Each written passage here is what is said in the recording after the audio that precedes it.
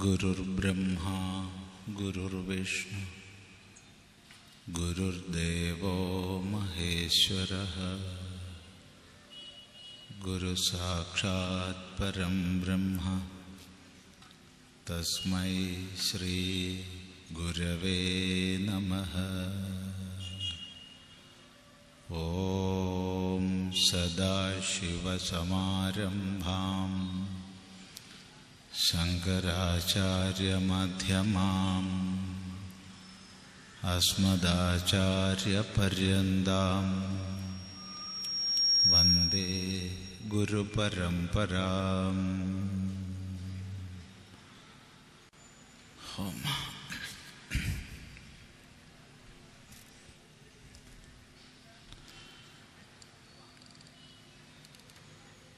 നമ്മൾ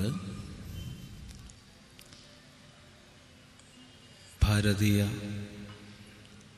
പൈതൃകത്തെ സംബന്ധിച്ചാണ് അല്പം ചില വീക്ഷണകോണുകളിൽ നിന്ന്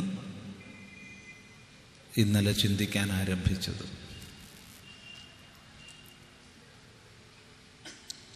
ഇവിടെ ചിന്തിക്കപ്പെടുന്ന എല്ലാ വിഷയങ്ങളെയും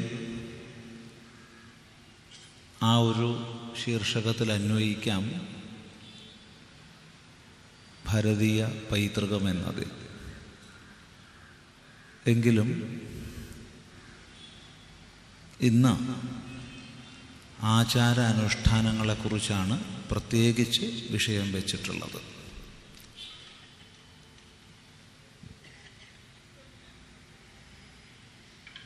നമുക്ക് പൈതൃക സമ്പത്തായി കിട്ടിയ ശാസ്ത്ര സഞ്ചയത്തെക്കുറിച്ച്, അത് നൽകുന്ന സമഗ്രമായ വീക്ഷണത്തെക്കുറിച്ച് ചെറിയൊരു എത്തിനോട്ടം ഇന്നലെ ചെയ്തു. അത്യന്തം ആദരവോടുകൂടി ആ ശാസ്ത്രസഞ്ചയത്തെ നിരീക്ഷിച്ചുകൊണ്ട് പറയട്ടെ, അതൊക്കെ ഉണ്ടെങ്കിലും ഭാരതം ലോകത്തിന് നൽകിയ ഏറ്റവും വലിയ സംഭാവന ഇന്നലെ സൂചിപ്പിച്ച വ്യത്യസ്ത വിജ്ഞാനീയ ശാഖകളിലുള്ള എണ്ണിയാൽ ഒതുങ്ങാത്ത സംഭാവനകളുണ്ട്. അത് ആയുർവേദമെന്നോ അല്ലെങ്കിൽ ഗണിതശാസ്ത്രത്തിൻ്റെ വ്യത്യസ്ത മേഖലകളെന്നോ ജ്യോതിഷമെന്നോ വ്യാകരണമെന്നോ ഒന്നും തരംതിരിക്കേണ്ട ആവശ്യമില്ല. എല്ലാ മേഖലകളിലും അളവറ്റ സംഭാവനകൾ ലോകത്തിന് പ്രദാനം ചെയ്തു. എങ്കിലും അതിനെയൊക്കെ ആദരിച്ചുകൊണ്ട് തന്നെ പറയട്ടെ, ഭാരതം നൽകിയ ഏറ്റവും വലിയ സംഭാവന ധർമ്മം എന്ന സങ്കല്പമാണ്. ഇത് പറയുന്നതിൽ അശേഷവും സംശയമില്ല. ധർമ്മം എന്ന സങ്കല്പമാണ്, ധർമ്മം എന്ന ആശയമാണ് ലോകത്തിന് ഭാരതം നൽകിയ ഏറ്റവും വലിയ സംഭാവന. ധർമ്മം എന്ന് പറയുമ്പോൾ പലപ്പോഴും നമ്മളതിനെ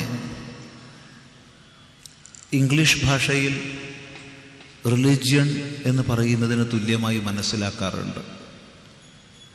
അത് ശരിയല്ല. കേരളത്തിൽ ധർമ്മം എന്ന് പറയുമ്പോൾ പലപ്പോഴും എന്തോ കൊടുക്കേണ്ടത്, ചെയ്യേണ്ടത് എന്നൊക്കെയുള്ള അർത്ഥത്തിൽ മനസ്സിലാക്കാറുണ്ട്. അതും ശരിയല്ല.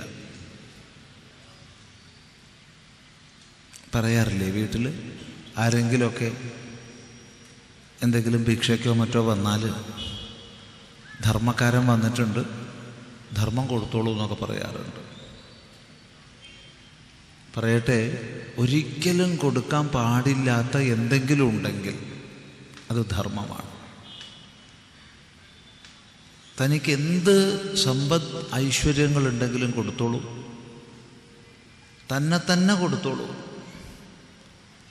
തൻ്റെ അവയവങ്ങളെ കൊടുത്തോളൂ, ശരീരം മുഴുവൻ കൊടുത്തോളൂ, എന്ത് വേണമെങ്കിൽ കൊടുത്തോളൂ. ഒരിക്കലും കൊടുക്കാൻ പാടില്ലാത്ത എന്തെങ്കിലും ഉണ്ടെങ്കിൽ അതാണ് ധർമ്മം. എപ്പോഴും മുറുകെ പിടിക്കേണ്ടുന്ന, ജീവിതത്തിൽ എപ്പോഴും ധരിക്കേണ്ടുന്ന അതാണ് ധർമ്മം. ഇവിടെ ധർമ്മമെന്ന് പറയുമ്പോൾ അതിനെ നമുക്ക് പല ദിശകളിലൂടെ സമീപിച്ച് ചിന്തിക്കാം. ഏറ്റവും പ്രാഥമികമായ അർത്ഥം നമ്മയൊക്കെ ചേർത്ത് കോർത്ത് ധരിക്കുന്നതെന്തോ അത് ധർമ്മമെന്നാണ്. നമ്മയൊക്കെ ചേർത്ത് കോർത്ത് ധരിക്കുക എന്ന് പറഞ്ഞാൽ അണു മുതൽ ബ്രഹ്മാണ്ടം വരെ സൂക്ഷ്മത്തിൽ വെച്ച് ഏറ്റവും സൂക്ഷ്മമായി നമുക്ക് ചിന്തിക്കാൻ കഴിയുന്ന ഒരാറ്റം മുതൽ സ്ഥൂലതലത്തിൽ നമുക്ക് ഏറ്റവും ബൃഹത്തായി ചിന്തിക്കാൻ പറ്റുന്ന സമ്പൂർണ്ണ പ്രപഞ്ചം വരെ സകലത്തെയും ചേർത്ത് കോർത്ത് ഒന്നായൊരു സംഘാതമായി നിർത്തുന്നതെന്തോ, എന്തിനാലാണോ പലതൊന്നായി ചേർത്ത് കോർക്കപ്പെടുന്നത് അതാണ് ധർമ്മം. യേന ധ്രിയത്തെ, എന്തിനാൽ ധരിക്കപ്പെടുന്നു. ധാര്യത്തെ യേന, എന്തിനാൽ ധാരണം ചെയ്യപ്പെടുന്നുവോ അതാണ് ധർമ്മം.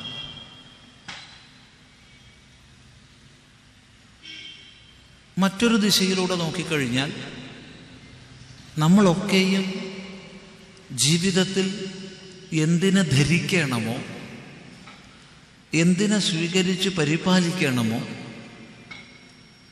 ഓരോ വ്യക്തിയും ഓരോ സമാജവും ഏതേത് മൂല്യങ്ങളെ സ്വീകരിച്ച് ധരിക്കുമ്പോഴാണോ മൊത്തം സമൂഹം, ലോകം നിലനിൽക്കുന്നത്.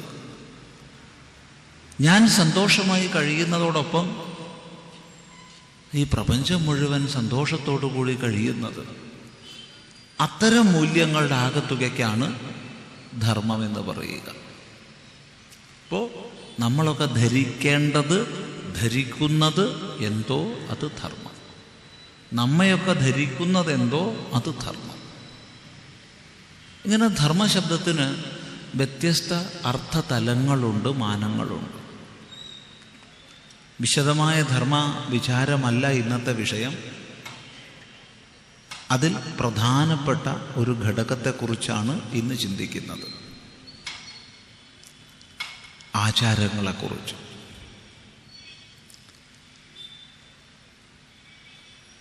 ആചാരങ്ങളെക്കുറിച്ച് ചിന്തിക്കണമെങ്കിൽ ധർമ്മത്തെക്കുറിച്ചൊരു പ്രാഥമിക ബോധം അനിവാര്യമാണെന്നതുകൊണ്ടാണ് ധർമ്മശബ്ദത്തിൻ്റെ അർത്ഥം പറഞ്ഞുകൊണ്ട് ആരംഭിച്ചത്. ഇവിടെ നേരത്തെ രണ്ട് അർത്ഥതലങ്ങളാണ് ധർമ്മത്തെ സംബന്ധിച്ച് പറഞ്ഞത്. ഒന്ന്, നമ്മളൊക്കെ എന്തിനാൽ ധരിക്കപ്പെടുന്നുവോ അത് ധർമ്മം. രണ്ട്, നമ്മളൊക്കെ എന്തിനെ ധരിക്കണമോ അത് ധർമ്മം. സൂക്ഷ്മ വിചാരത്തിൽ ഈ രണ്ടും തമ്മിൽ ഒരു വ്യത്യാസവുമില്ല, ഒന്ന് തന്നെയാണ്. അതെങ്ങനെ എന്നാണെങ്കിൽ, അണു മുതൽ ബ്രഹ്മാണ്ടം വരെ സകല പ്രപഞ്ചവും അത്ഭുതകരമായൊരു നിയമവ്യവസ്ഥയാൽ ധരിക്കപ്പെടുന്നു. എല്ലാത്തിനെയും ചേർത്ത് കോർത്ത് ധരിക്കുന്നു. സൂക്ഷ്മ വിചാരത്തിന് ഒരു സൂചന മാത്രം പറയട്ടെ. യാഥാ തഥ്യതോ അർത്ഥാൻ വ്യദധാത്, എങ്ങനെ വേണോ അങ്ങനെ സകലത്തെയും ധരിച്ചിരിക്കുന്നു എന്ന് വേദത്തിൽ മന്ത്രം പറയും. അതാണ് ധർമ്മം. എങ്ങനെ വേണോ അങ്ങനെ സകലത്തെയും ധരിച്ചിരിക്കുന്നു. ഒരു നിയമക്രമത്തിനനുസരിച്ചെല്ലാം ധരിക്കപ്പെടുന്നു. അപ്പോൾ അണു മുതൽ ബ്രഹ്മാണ്ടം വരെ സകലവും ഒരു നിയമക്രമത്തിനനുസരിച്ച് ധരിക്കപ്പെടുമ്പോൾ അതിൽ അന്തർഭവിച്ച നമ്മളൊക്കെ തന്നെ ആ നിയമത്തിന് പൂരകമായി ജീവിക്കണ്ടേ? ആ നിയമത്തിന് അനുസൃതമായി ജീവിക്കണ്ടേ? ഉത്തരം ലളിതമാണ്, വേണം. മൊത്തം നമ്മെ ചേർത്ത് കോർത്ത് ധരിക്കുന്ന നിയമക്രമത്തിനനുസൃതമായി നമ്മുടെ വൈയക്തികവും സാമാജികവുമായ ജീവിതത്തെ നിയമിക്കാൻ നമുക്ക് സാധിക്കണം. അതിന് പൂരകമായിട്ട് അത് ശ്രദ്ധിക്കുക. അമ്മ നമ്മെ ചേർത്ത് ധരിക്കുന്നു എന്ന് പറയുമ്പോൾ ആ അമ്മയ്ക്ക് നമ്മെ ധരിക്കാൻ ഉതകുന്ന രീതിയിൽ നമ്മൾ ചിലപ്പോൾ കൈ കൊടുക്കുകയും ഒതുങ്ങിയിരിക്കുകയും ഒക്കെ വേണ്ടി വരും. അപ്പോഴേ അമ്മയ്ക്ക് നമ്മൾ ധരിക്കാൻ പറ്റും.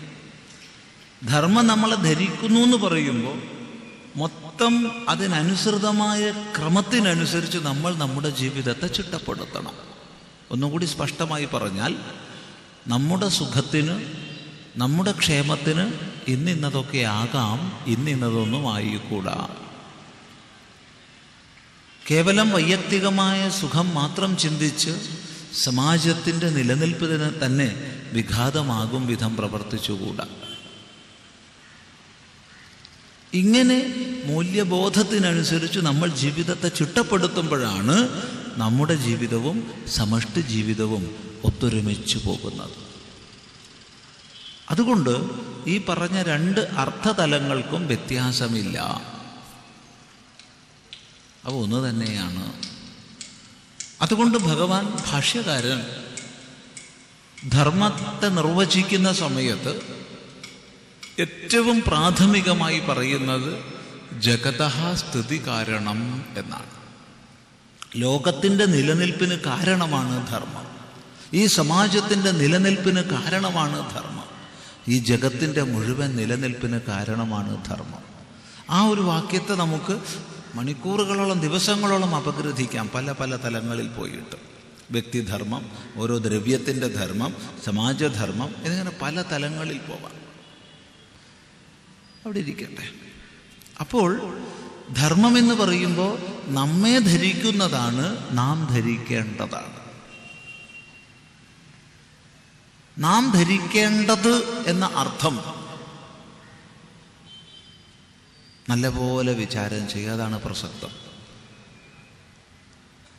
നാം ധരിക്കേണ്ടത്, നാം എന്തൊക്കെ ധരിക്കണം, എങ്ങനെയൊക്കെ ജീവിക്കണം, എങ്ങനെയൊക്കെ ജീവിച്ചാൽ അത് ധാർമ്മിക ജീവിതമാകും. ഇവിടെ ഏറ്റവും പ്രാഥമികമായി പറയാനുള്ളത്, നേരത്തെ സൂചിപ്പിച്ചു, നമ്മയൊക്കെ ചേർത്ത് കോർത്ത് ധരിക്കുന്ന നിയമക്രമത്തിനനുസൃതമായി അതിന് പൂരകമാകും വിധം ജീവിക്കണം. വളരെ ലളിതമായൊരു വാക്യത്തിലൂടെ ധർമ്മത്തിൻ്റെ സാരസർവസ്വത്തെ ഭഗവാൻ വേദവ്യാസൻ നമ്മെ പഠിപ്പിക്കുന്നുണ്ട്. ആത്മന പ്രതികൂലാനി പരേഷാം ന സമാചരേതെന്ന്. ശ്രൂയതാം ധർമ്മസർവസ്വം. ധർമ്മത്തിൻ്റെ സാരസർവസ്വം കേട്ടോളൂ. കേട്ടാൽ മാത്രം പോരാ, ശ്രുത്വൈതത് അവധാര്യതാം. കേട്ടിട്ട് ഇതിനെ ജീവിതത്തിൽ ധരിക്കണം. എന്താണ്? ആത്മന പ്രതികൂലാനി പരേഷാം ന സമാചരേത്. തനിക്ക് പ്രതികൂലമായത് താൻ മറ്റാരോടും ചെയ്യരുതേ. അങ്ങനെ നമ്മുടെ ജീവിതത്തെ ക്രമീകരിക്കണം. ശ്രദ്ധിക്കുക, അതാണ് ധാർമ്മിക ജീവിതം. പലപ്പോഴും ധാർമ്മിക ജീവിതം എന്ന് നമ്മൾ പറയുമ്പോൾ എന്തോ വിശ്വാസങ്ങളെന്നോ ആ വിശ്വാസങ്ങളിൽ അധിഷ്ഠിതങ്ങളായ എന്തെങ്കിലും ആചാരങ്ങളെന്നൊക്കെ തെറ്റിദ്ധരിക്കാറുണ്ട്. അല്ല,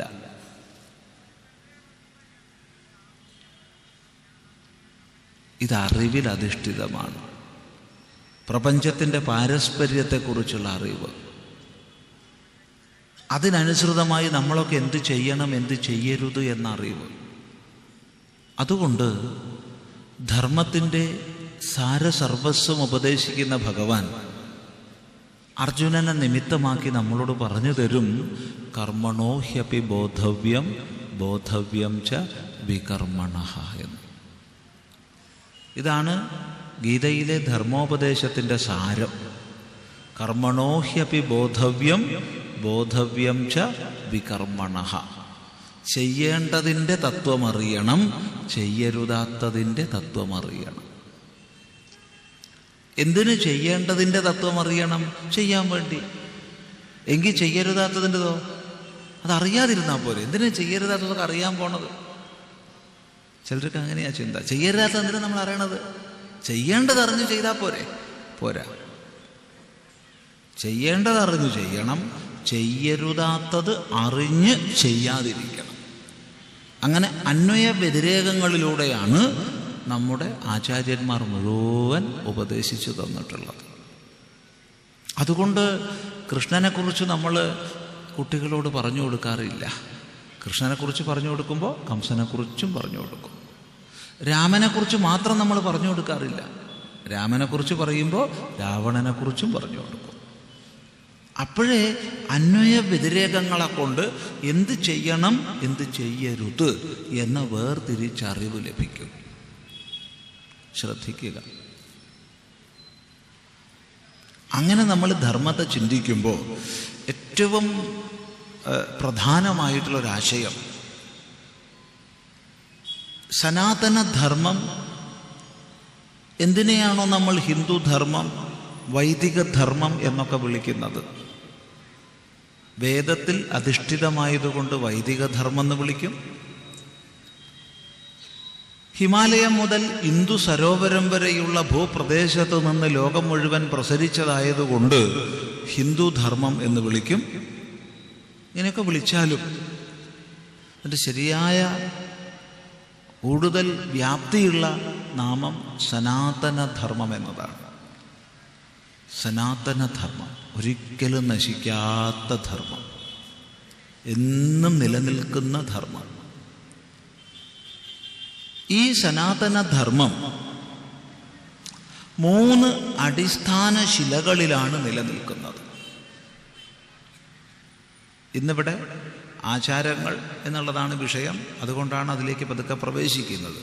ധർമ്മം എന്നുള്ള വിഷയത്തിൽ ഇരുന്നാൽ ദിവസങ്ങളോളം ഇരുന്നാലും തീരില്ല. അപ്പം സനാതനധർമ്മം നിലകൊള്ളുന്നത് 3 അടിസ്ഥാന ശിലകളിലാണ്. ഇതിലേതെങ്കിലും ഒന്നിന് ഇളക്കം വന്നാൽ, ഒന്നിന് എന്തെങ്കിലും ച്യുതി സംഭവിച്ചാൽ ഈ ധർമ്മവ്യവസ്ഥയാകെ താറുമാറാകും. സുലളിതമാണ്, ഏത് കൊച്ചുകുട്ടിക്കും മനസ്സിലാക്കാം. സത്യം വദ ധർമ്മം ചര സ്വാധ്യായാൻ മാ പ്രമദ.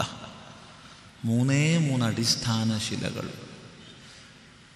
ബാക്കി ഏതുപദേശമുണ്ടോ അതെത്ര അഗാധമോ വിസ്തൃതമോ ആവട്ടെ, ഈ 3 എണ്ണത്തിലേക്ക് അന്വയിക്കാം. ഇതാണ് ധർമ്മത്തിൻ്റെ അടിത്തറ. സത്യം, ധർമ്മം, സ്വാധ്യായം. ശ്രദ്ധിക്കുക. ഇതിലേതെങ്കിലും ഒന്നിന് ന്യൂനത വന്നാൽ നമ്മുടെ ധർമ്മവ്യവസ്ഥ ആകെ താറുമാറാകും. അപ്പം ഏതൊരനുഷ്ഠാനത്തെക്കുറിച്ച് ചിന്തിക്കുമ്പോഴും അത് ഈ 3 അടിസ്ഥാനങ്ങളെ ഓർമ്മിച്ചുകൊണ്ടായിരിക്കണം. എന്താ ഒന്നാമത്തത്? സത്യം വദ, സത്യം പറയൂ. ഇതാണ് നമ്മുടെ ഒന്നാമത്തെ ആചാരം, അനുഷ്ഠാനം. ഇതാണ് നമ്മെ നാമാക്കി നിലനിർത്തുന്നത്. സത്യം പറയൂ.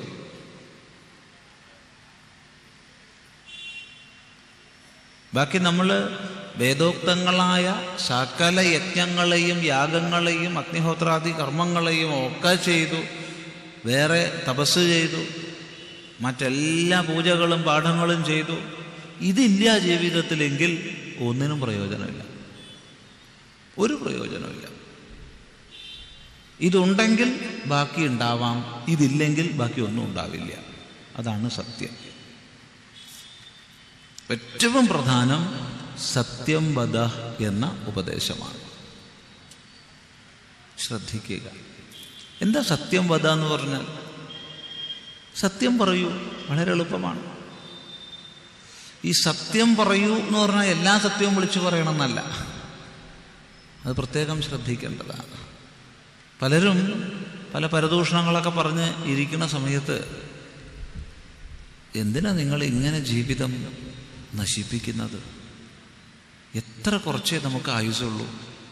ഒന്ന് കൂട്ടി നോക്കൂ ഓരോരുത്തരും. പരമാവധി കിട്ടിയ എത്രയാ? പരമാവധി അങ്ങോട്ട് കിട്ടിയ 100 വയസ്സ്.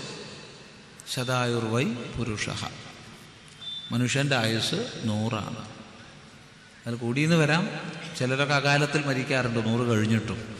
പക്ഷെ ശരിക്കും പറഞ്ഞാൽ 100 ആയുസ്. ഇതിൽ എത്ര കാലം ഉറങ്ങിപ്പോകും ഒന്ന് കൂട്ടുക. ഓരോരുത്തർ എത്ര മണിക്കൂർ ഉറങ്ങുന്നുണ്ട് എന്നുള്ളത് കൂട്ടിയാൽ മതി. വെറും 6 മണിക്കൂറേ ഉറങ്ങണുള്ളൂ വെച്ചാൽ തന്നെ 25 കൊല്ലം പോയി.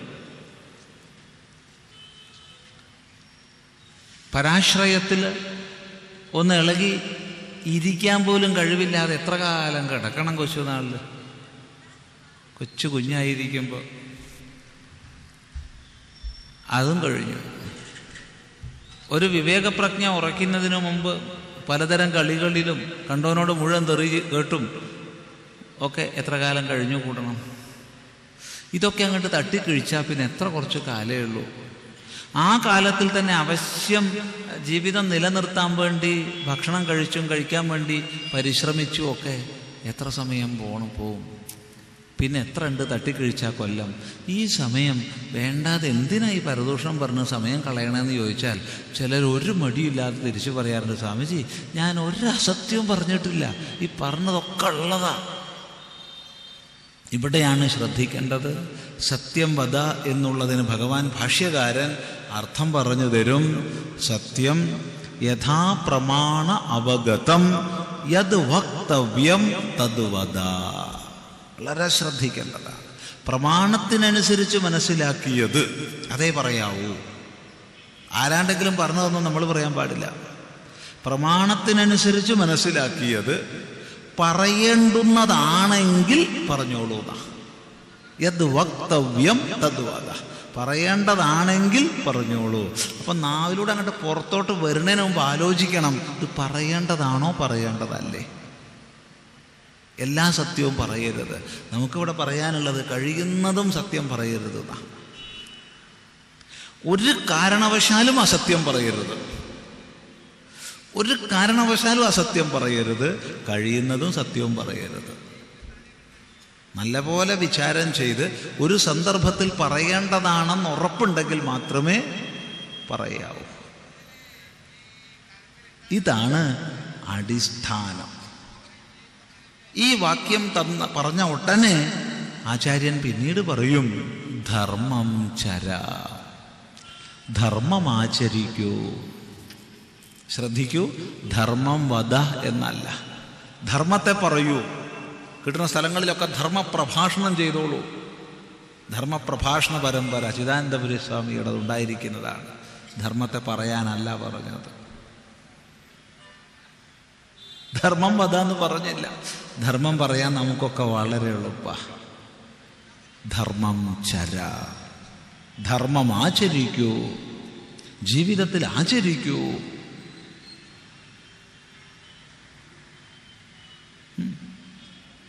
പറയൂന്ന് പറഞ്ഞില്ല. ധർമ്മം പറയാൻ ആർക്കാ കഴിയാത്ത? നാവിന് എല്ലുണ്ടോ? തിരിച്ചും മറിച്ചും പറഞ്ഞോട്ടെ. അതുകൊണ്ട് ധർമ്മം വധയല്ല, ധർമ്മം ചര, ജീവിതത്തിൽ ധർമ്മം ആചരിക്കൂ. ശ്രദ്ധിക്കുക, ഇത് മൊത്തം മനുഷ്യ സമൂഹത്തോട് പറഞ്ഞ ഉപദേശമാണ്. ധർമ്മം ചര എന്നത്. ധർമ്മം ആചരിക്കൂ. ആചാരമാണ് മുഖ്യം. അതുകൊണ്ട് ആചാരത്തിൽ നിന്നാണ് ധർമ്മം ഉദ്ഭവിക്കുന്നത് തന്നെ. ആചാരപ്രഭവോ ധർമ്മ എന്നുള്ളത് പ്രസിദ്ധമാണല്ലോ. വ്യാസഭഗവാൻ തന്നെ ആചാര പരമോ ധർമ്മ എന്നും പറഞ്ഞു തന്നിട്ടുണ്ട്. പരമമായ ധർമ്മം ആചാരമാണ്. ജീവിതത്തിൽ നമ്മൾ ആചരിക്കുന്നതാണ് മുഖ്യം. അതാണ് ധർമ്മം ചര, ധർമ്മം ആചരിക്കൂ. നോക്കൂ, ഈ ധർമ്മം ആചരിക്കൂ എന്നുള്ള വാക്യം നമ്മളൊരു സമൂഹത്തോട് മൊത്തം പറഞ്ഞാൽ എല്ലാവരും ഒരർത്ഥമാണോ മനസ്സിലാക്കേണ്ടത്? സാമാന്യമായൊരർത്ഥമാണ് ധർമ്മം ആചരിക്കണം. വിശേഷമായി വിഭിന്ന അർത്ഥങ്ങളാണ് മനസ്സിലാക്കേണ്ടത്. ഓരോ വ്യക്തിയും അവനവൻ്റെ തലത്തിലാണ് മനസ്സിലാക്കേണ്ടത്. ഗൃഹസ്ഥൻ അല്ലെങ്കിൽ ബ്രഹ്മചാരി അല്ലെങ്കിൽ സന്യാസി, അല്ലെങ്കിൽ വാനപ്രസ്ഥൻ, ഈ അവസ്ഥകൾക്കനുസരിച്ച് വിഭിന്നമായിട്ടാണ് മനസ്സിലാക്കേണ്ടത്. ഇനി അതിൽ തന്നെ ദേശകാല വ്യക്തിഭേദങ്ങളുണ്ട്, അവയ്ക്കനുസരിച്ചാണ് മനസ്സിലാക്കേണ്ടത്. അതുകൊണ്ട് തന്നെ നമ്മുടെ ആചാരവിശേഷങ്ങളെ ചുരുക്കി ഏതാനും ദിവസങ്ങൾ ഒത്തുചേർന്നിരുന്ന് പറഞ്ഞ് ഉപസംഹരിക്കാൻ കഴിയില്ല. കാരണം ദേശഭേദങ്ങൾക്കനുസരിച്ച് വ്യത്യസ്ത ആചാരവിശേഷങ്ങളുണ്ട്. ഓരോ പ്രദേശത്തും ആചരിക്കേണ്ടുന്ന ആചരണവിശേഷങ്ങൾക്ക് വ്യത്യാസമുണ്ട്. ഓരോ കാലത്തും ആചരിക്കേണ്ടുന്ന ആചരണവിശേഷങ്ങൾക്ക് വ്യത്യാസമുണ്ട്. ഏതെങ്കിലും ഒരു പുസ്തകത്തിൽ അധിഷ്ഠിതമല്ല നമ്മുടെ ആചരണങ്ങൾ. അങ്ങനെയാണെങ്കിൽ എളുപ്പം പറയാം. കേവലം ചെറിയൊരു പുസ്തകത്തിൽ അധിഷ്ഠിതമായ ആചാരങ്ങളാണെങ്കിൽ പെട്ടെന്ന് 5 മിനിറ്റ് കൊണ്ട് പറഞ്ഞു തീർക്കാം. അതൊക്കെ ചെയ്യണം, ഇതിനപ്പുറം ചെയ്യരുത് എന്ന്. സനാതനധർമ്മം അപ്രകാരമുള്ളൊരു മതവ്യവസ്ഥയല്ല. ഏതെങ്കിലും ഒരു ഗ്രന്ഥത്തിൽ അധിഷ്ഠിതമല്ല, ഒരാചാര്യൻ്റെ ഉപദേശത്തിൽ അധിഷ്ഠിതമല്ല. ആയിരക്കണക്കിന് ഋഷീശ്വരന്മാരുടെ ലക്ഷക്കണക്കിന് ഗ്രന്ഥങ്ങളിലൂടെ പോരാ, സ്വാനുഭൂതി സമ്പന്നന്മാരായ ഋഷീശ്വരന്മാർ കാണിച്ചു തന്ന നിരവധി ആചാര പദ്ധതികളിലൂടെ നിശ്ചയിക്കപ്പെട്ടതും പ്രചരിപ്പിക്കപ്പെട്ടതുമാണ്. അത് ചുരുക്കി പറയുക സാധ്യമല്ല, അത്ര വിപുലമാണ്. ഈ പറഞ്ഞത് ധർമ്മത്തിൻ്റെ പ്രമാണങ്ങൾക്കനുസരിച്ചാണ് കേട്ടോ. ധർമ്മത്തിൻ്റെ പ്രമാണങ്ങൾ വേദോഖിലോ ധർമ്മമൂലം സ്മൃതിശീലേച്ച തദ്വിതാം ആചാരശ്ചൈവ സാധൂനാം ആത്മനസ്തുഷ്ടിരേവച എന്നാണ്. അതിനനുസരിച്ചാണ് ഇപ്പോൾ പറഞ്ഞത്. വേദജ്ഞന്മാരുടെ ആചാരങ്ങൾ, സജ്ജനങ്ങൾ കാണിച്ചു തന്ന ജീവിത മര്യാദകൾ, ഇതിനൊക്കെ അനുസരിച്ചാണ് ആചരണങ്ങൾ ചിട്ടപ്പെടുത്തപ്പെട്ടിട്ടുള്ളത്. അത് ചുരുക്കി പറയുക സാധ്യമല്ല. അപ്പോൾ പ്രധാനമായിട്ട് അവനവൻ ഏത് ആശ്രമത്തിൽ കഴിയുന്നു അതിനനുസരിച്ച് ആചാരങ്ങൾക്ക് വിഭിന്നതയുണ്ട്. ഓരോ വ്യക്തിയുടെയും ഗുണഘടനയ്ക്കനുസരിച്ച് വ്യത്യാസമുണ്ട്. അവൻ ഇരിക്കുന്ന ദേശത്തിനനുസരിച്ച് വ്യത്യാസമുണ്ട്, കാലത്തിനനുസരിച്ച് വ്യത്യാസമുണ്ട്. ഇത്രയും ഉൾക്കൊള്ളണം. എങ്കിലും സാമാന്യമായി ചിലതൊക്കെ പറയാം, വിശേഷമായിട്ട് പറഞ്ഞു തീർക്കാൻ പറ്റില്ല. അപ്പം വിശേഷമായിട്ട് എങ്ങനെ ധർമ്മത്തെ മനസ്സിലാക്കണം എന്ന് ചോദിച്ചാൽ അവിടെ ആചാര്യന്മാരോട് പ്രത്യേകം ചോദിച്ച് മനസ്സിലാക്കിക്കോളൂ എന്നാണ്. പ്രത്യേകം ഓരോ ദേശകാല പരിസ്ഥിതികൾക്കനുസരിച്ച് ആചാര്യന്മാരോട് സംശയം ചോദിച്ച് മനസ്സിലാക്കിക്കൊള്ളൂ എന്നാണ് ഋഷീശ്വരന്മാർ നമുക്ക് നൽകുന്ന സമാധാനം. സാമാന്യമായിട്ടുള്ളതിനെ പറയും. എന്താ സാമാന്യമായിട്ടുള്ളത്? നോക്കൂ, ഒരു ബ്രഹ്മചാരിയെ സംബന്ധിച്ച്, ഇന്നിപ്പോൾ ബ്രഹ്മചാരി എന്നൊക്കെ പറഞ്ഞാൽ എന്താ മനസ്സിലാക്കണമെന്ന് തന്നെ അറിയില്ല. ഏതോ ആശ്രമങ്ങളിലൊക്കെ പോയി താമസിച്ച് പഠിക്കുന്ന ആൾക്കാരെയാണ് പലപ്പോഴും ബ്രഹ്മചാരി എന്ന് പറയണത്. ഇനി ഇതിനേക്കാൾ നേരം പോക്കുണ്ട്. കല്യാണമൊക്കെ കഴിച്ച് കുടുംബജീവിതമൊക്കെ നയിച്ച് എനിക്കിതൊന്നും കഴിയില്ല എന്ന് തോന്നിയിട്ടാണോ, ഇനി തല്ലുംപിടി ഉണ്ടാക്കിയിട്ട് പുറത്താക്കപ്പെട്ടിട്ടാണോ, അല്ല ശരിയായ വൈരാഗ്യം വന്നിട്ടാണോ ഒന്നും അറിയില്ല. പുറത്ത് പോയിട്ട് ഏതെങ്കിലും ആശ്രമത്തിൽ പോയി കഴിഞ്ഞാൽ അവൻ ബ്രഹ്മചാരിയായിട്ട് പറയപ്പെടും. അതെങ്ങനെയാണ് കല്യാണം കഴിഞ്ഞ ആൾ വീണ്ടും ബ്രഹ്മചാരിയാവുക? അങ്ങനെയൊക്കെ ഉണ്ട് നമ്മുടെ നാട്ടിൽ.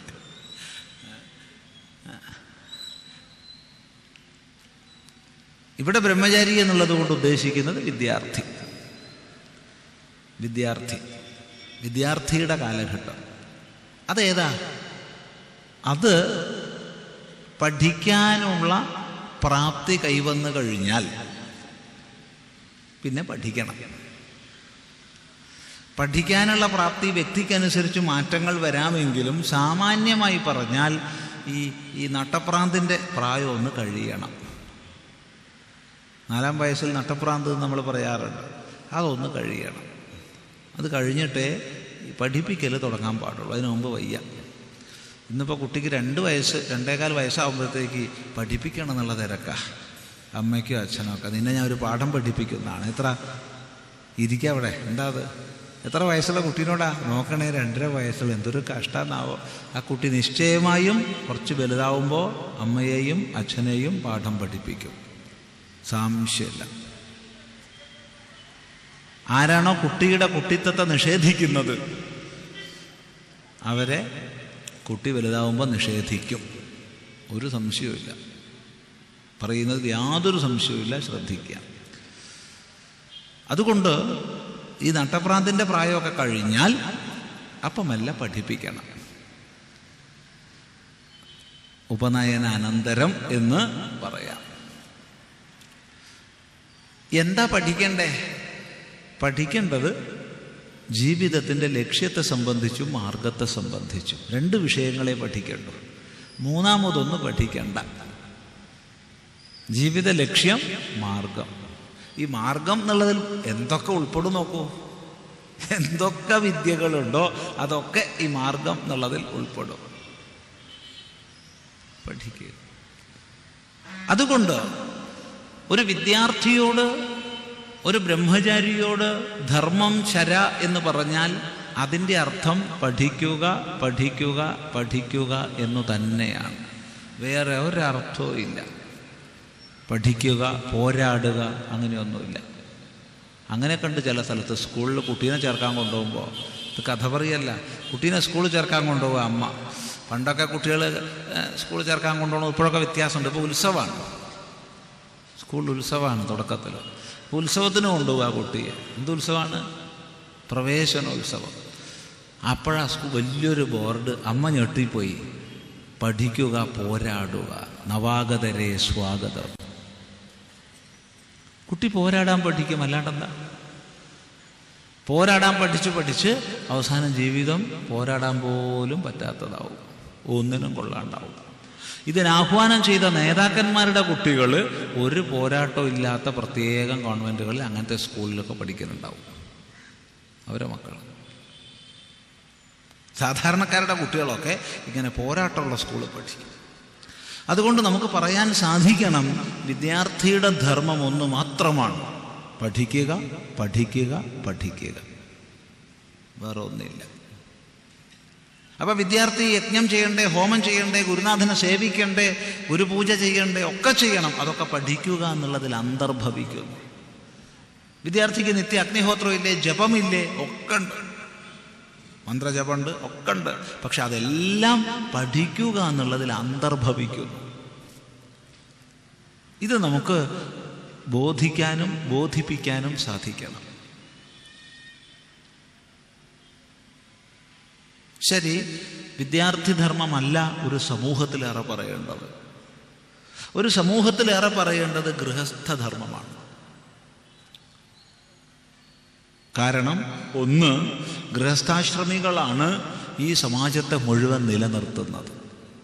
അവരുടെ ധർമാചരണ പദ്ധതികളെ കൊണ്ട് ഈ സമൂഹ വ്യവസ്ഥയെ മുഴുവൻ നിലനിർത്തുന്നത് ഗൃഹസ്ഥാശ്രമികളാണ്. ധർമാചരണത്തിൻ്റെ ഏറ്റവും പ്രധാന പങ്ക് വഹിക്കുന്നത് ഗൃഹസ്ഥാശ്രമികളാണ്. അതുകൊണ്ട് ഗൃഹസ്ഥാശ്രമ ധർമ്മമാണ് സമൂഹത്തിലേറെ പറയേണ്ടത്.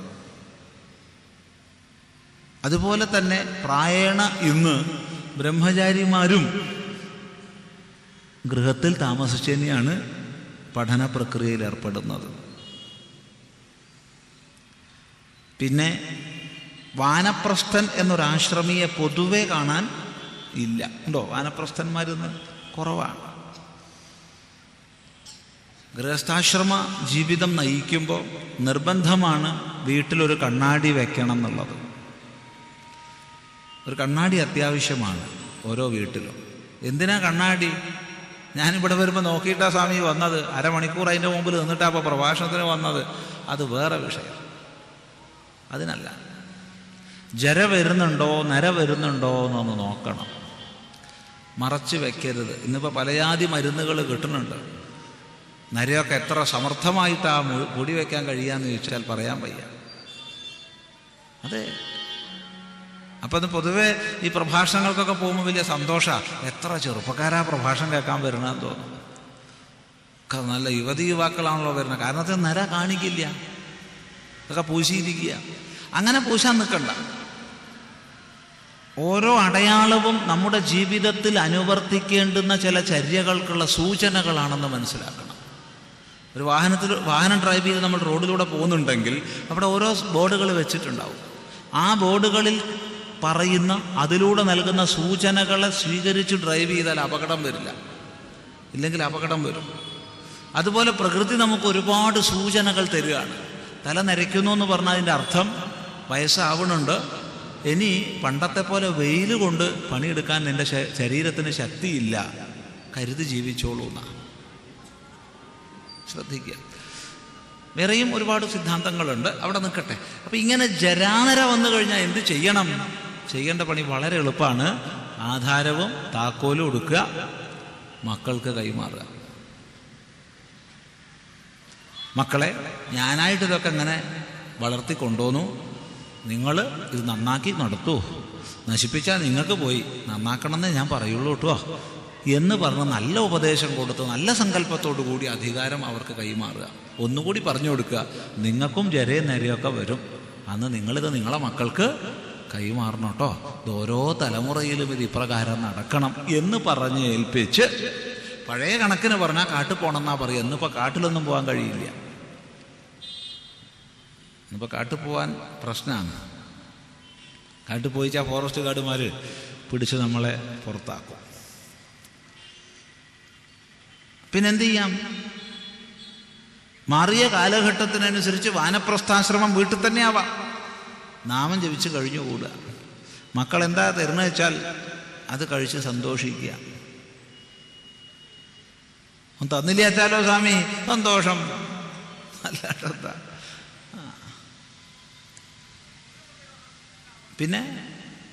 പിന്നെ മറ്റൊന്നുണ്ട്. ഇന്ന് പൊതുവെ വാനപ്രസ്ഥാശ്രമത്തിൻ്റെ പ്രായമായാലും ഇന്നത്തെ ശാസ്ത്ര സാങ്കേതിക വൈദഗ്ധ്യത്തിൻ്റെയൊക്കെ മികവ് കൊണ്ട് പല രോഗങ്ങളും പിന്നോക്കം പോകുന്ന, അല്ലെങ്കിൽ കുറച്ചും കൂടി ആരോഗ്യം കൂടുതലുള്ളൊരവസ്ഥാവിശേഷമൊക്കെ ഉണ്ട്. ഇല്ല എന്ന് നമുക്ക് പറയാൻ വയ്യ. അപ്പം എൻ്റെ ആരോഗ്യമുള്ള ഈ അവസ്ഥ വെറുതെ നശിപ്പിക്കണമെന്നാണ് ചിലർ ചോദിക്കുക. അപ്പം മറുപടി, സമാജത്തിന് വേണ്ടി പ്രവർത്തിക്കുക. ഇത്രയും കാലം കുടുംബത്തിന് വേണ്ടി പ്രവർത്തിച്ചുല്ലോ, ഇനി റിട്ടയർ ആയതിനു ശേഷം ശമ്പളം കിട്ടുന്ന ജോലി എന്താണെന്ന് അന്വേഷിച്ച് പോകരുത്. റിട്ടയർ ആവണത് വരെ ജോലി ചെയ്തു, കുടുംബത്തിന് ആ കാശും കാര്യങ്ങളൊക്കെ ചെയ്തു. ഇനി സമാജത്തിന് വേണ്ടി നമ്മൾ ഉപയോഗിക്കുക. നമ്മുടെ സമാജത്തിൽ എന്തൊക്കെ സേവാപ്രവർത്തനങ്ങൾ ചെയ്യാൻ സാധിക്കും, എത്ര കാര്യക്ഷമമായി നമ്മുടെ ആ ഒരു കാലഘട്ടം ഉപയോഗിക്കാൻ പറ്റും, എത്ര സന്തോഷം ഉണ്ടാവും എന്ന് പരീക്ഷിച്ച് നോക്കുക. അങ്ങനെയാവാം. ഇതൊക്കെ പറഞ്ഞാലും ശരി, വാനപ്രസ്ഥാശ്രമം കുറച്ച് കുറവ് തന്നെയാണ്. അതുകൊണ്ട് സമാജത്തിലേറെ പറയേണ്ടത് വാനപ്രസ്ഥാശ്രമ ധർമ്മമല്ല. പിന്നെ സമാജത്തിൽ സന്യാസിധർമ്മം ഒട്ടും പറയേണ്ടതില്ല. കാരണം സന്യാസിമാരെന്ന് പറഞ്ഞാൽ ലക്ഷക്കണക്കിന് പേരിൽ ഒരാളെ ഉണ്ടാവുള്ളൂ. അവരോട് പറയേണ്ടതാകുന്നു സന്യാസധർമ്മം. അതുകൊണ്ട് സമാജത്തിൽ ഏറ്റവും പ്രാധാന്യേന പറയേണ്ടുന്നത് ഗൃഹസ്ഥധർമ്മമാണ്. ഇപ്പം ധർമ്മം ചര എന്ന് പറയുമ്പോൾ ഗൃഹസ്ഥാശ്രമി എന്ത് മനസ്സിലാക്കണം? ഇതാണ് ചോദ്യം. മറുപടി ഒരുപാട് മനസ്സിലാക്കാനുണ്ട്. ഏറ്റവും പ്രധാനം നിത്യനൈമിത്തിക കാമ്യ പ്രായശ്ചിത്ത രൂപങ്ങളായ വൈദിക കർമ്മങ്ങളെ ചെയ്യണം. വൈദിക കർമ്മങ്ങൾ 4ആണ്: നിത്യവും, നൈമിത്തികവും, കാമ്യവും, പ്രായശ്ചിത്തവും. ഇങ്ങനെ 4 വിധ കർമ്മങ്ങളെയാണ് വേദം പറയുന്നത്.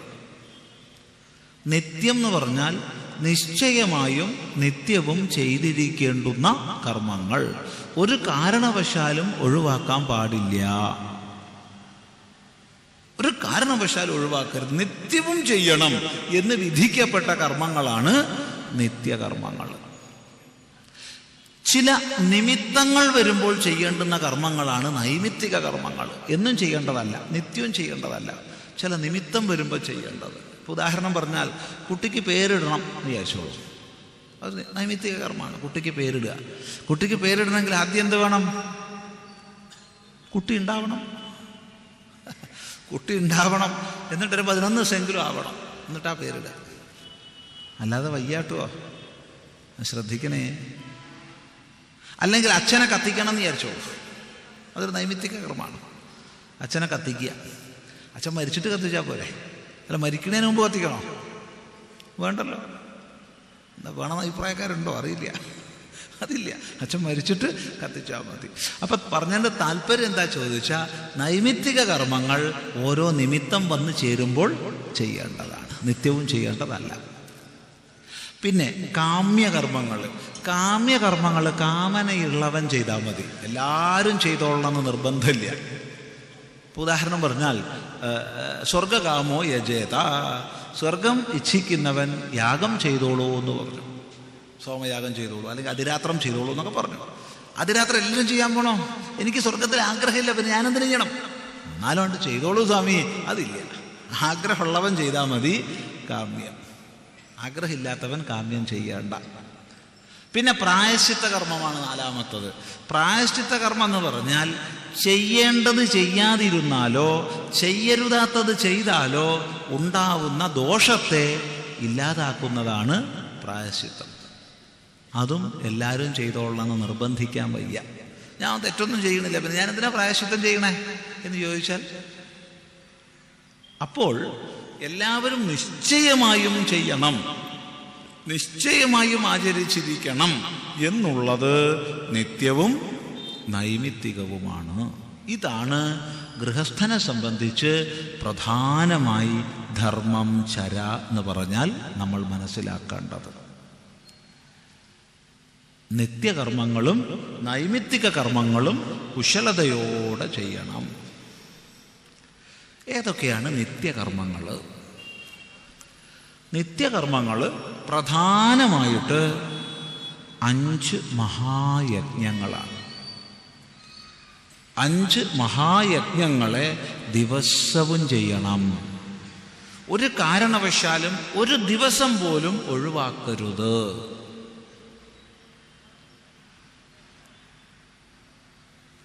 ഒഴിവാക്കിയാൽ നമ്മൾ ഗൃഹസ്ഥാശ്രമിയാവില്ല, അത്രയേ ഉള്ളൂ. ഗൃഹസ്ഥന്മാരാവുമായിരിക്കാം, ഗൃഹസ്ഥാശ്രമിയാവില്ല. ഗൃഹസ്ഥനും ഗൃഹസ്ഥാശ്രമിയും വ്യത്യാസമുണ്ട്. ഗൃഹസ്ഥൻ എന്ന് പറഞ്ഞാൽ ഗൃഹേ തിഷ്ഠതി, വീട്ടിലിരിക്കുന്നവൻ എന്നേ അർത്ഥമുള്ളൂ. വീട്ടിലാരാണോ ഇരിക്കുന്നത് അവൻ ഗൃഹസ്ഥനാണ്. ആരൊക്കെ ഉണ്ടാവും നമ്മുടെ വീട്ടിൽ നമുക്ക് തന്നെ അറിയില്ല. അത്രയ്ക്കധികം ആൾക്കാർ നമ്മുടെ വീട്ടിലുണ്ട്, ഇല്ലേ? ഇല്ല. നമ്മുടെ വീട്ടിൽ എത്ര ആൾക്കാരുണ്ട്? ഞാനും ഭാര്യയും ഒരു കുട്ടിയും, ഞാനും ഭർത്താവും ഒരു കുട്ടിയും. ഇതാണ് മിക്കവാറും ഹിന്ദു വീടുകളിലെ മാന്യത. ചിലന്തി ഉണ്ടാവും, പൂച്ച ഉണ്ടാവും, എലി ഉണ്ടാവും, പാറ്റകളുണ്ടാവും, ആരൊക്കെ ഉണ്ടാവും.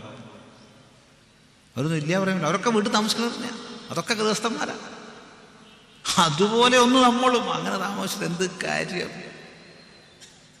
ആശ്രമമാണെന്നറിഞ്ഞ് ആശ്രമധർമ്മങ്ങളെ പാലിച്ചുകൊണ്ട് ഗൃഹത്തിൽ കഴിയണം. അപ്പോഴേ ഗൃഹസ്ഥാശ്രമിയാവൂ. അങ്ങനെയാവണമെങ്കിൽ അവശ്യം പറയട്ടെ, നിത്യവും പഞ്ചമഹായജ്ഞങ്ങളെ അനുഷ്ഠിക്കണം.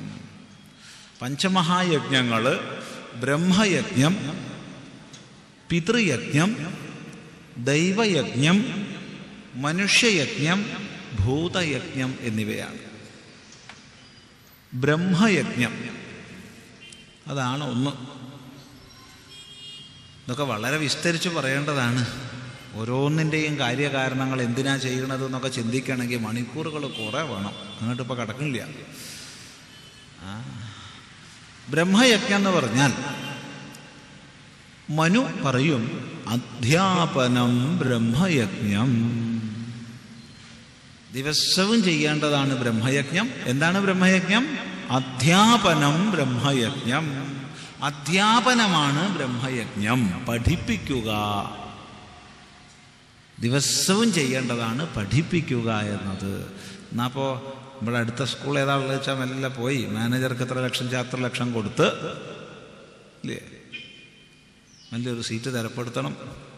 അല്ലെങ്കിൽ പിന്നെ ഇതുപോലെ വല്ല മൈക്രോഫോണൊക്കെ കിട്ടി മുമ്പിൽ കുറേ പേര് ഇതുപോലെ കേൾക്കാൻ കിട്ടി വല്ല പ്രസംഗവും ചെയ്യാം. ഇതൊന്നും വേണ്ട. പിന്നെന്താ ഉദ്ദേശിക്കുന്നത്?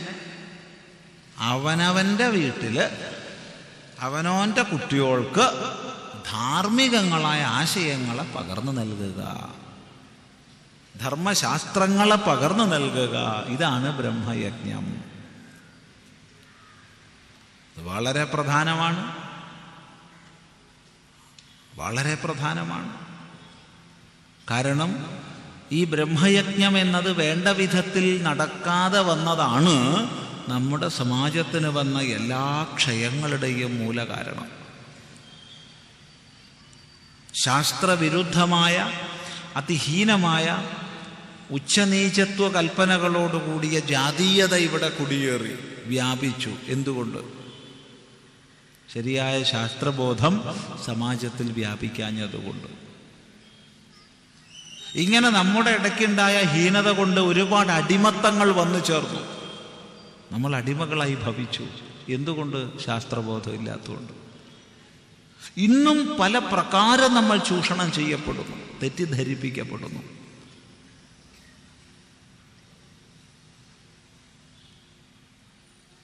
ഏതൊക്കെ രീതിയിൽ.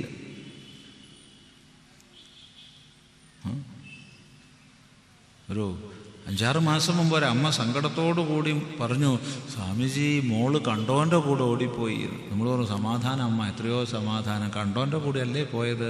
അധികം പോണത് കാണാത്തോൻ്റെ കൂടെയാണ്. അതെ, അധികം പേര് ഇപ്പോൾ പോണത് കാണാത്തോൻ്റെ കൂടെയാ. ഇന്ന് വരെ കണ്ടിട്ടില്ല ഈ സാധനമുണ്ട്. ഈ നമ്മൾ ചെറുപ്പക്കാരൊക്കെ മോട്ടോർ സൈക്കിളൊക്കെ ഓടിക്കണ ബോരസാക്കണം. ഇങ്ങനെയാണ്, ഇങ്ങനെ ചെരിഞ്ഞിട്ടുണ്ടാവുക അടുത്ത്. ഇതിവിടെ ഫിറ്റ് ചെയ്തിരിക്കുക മൊബൈൽ. പിന്നെ ഇൻ്റർനെറ്റിലൂടെ ചാറ്റ് ചെയ്യുന്നവർ, ഇന്ന് വരെ കാണാത്തവൻ, അവൻ്റെ കൂടെയാണ് ഇറങ്ങിപ്പോണത്. കഴിഞ്ഞ ദിവസം വായിച്ചില്ലേ, ഒരു മോള് അങ്ങ് തിരുവനന്തപുരത്ത് നിന്നാൻ വന്നിട്ട് കണ്ണൂർ വന്നിട്ട് ബോധം കെട്ടു വീണു.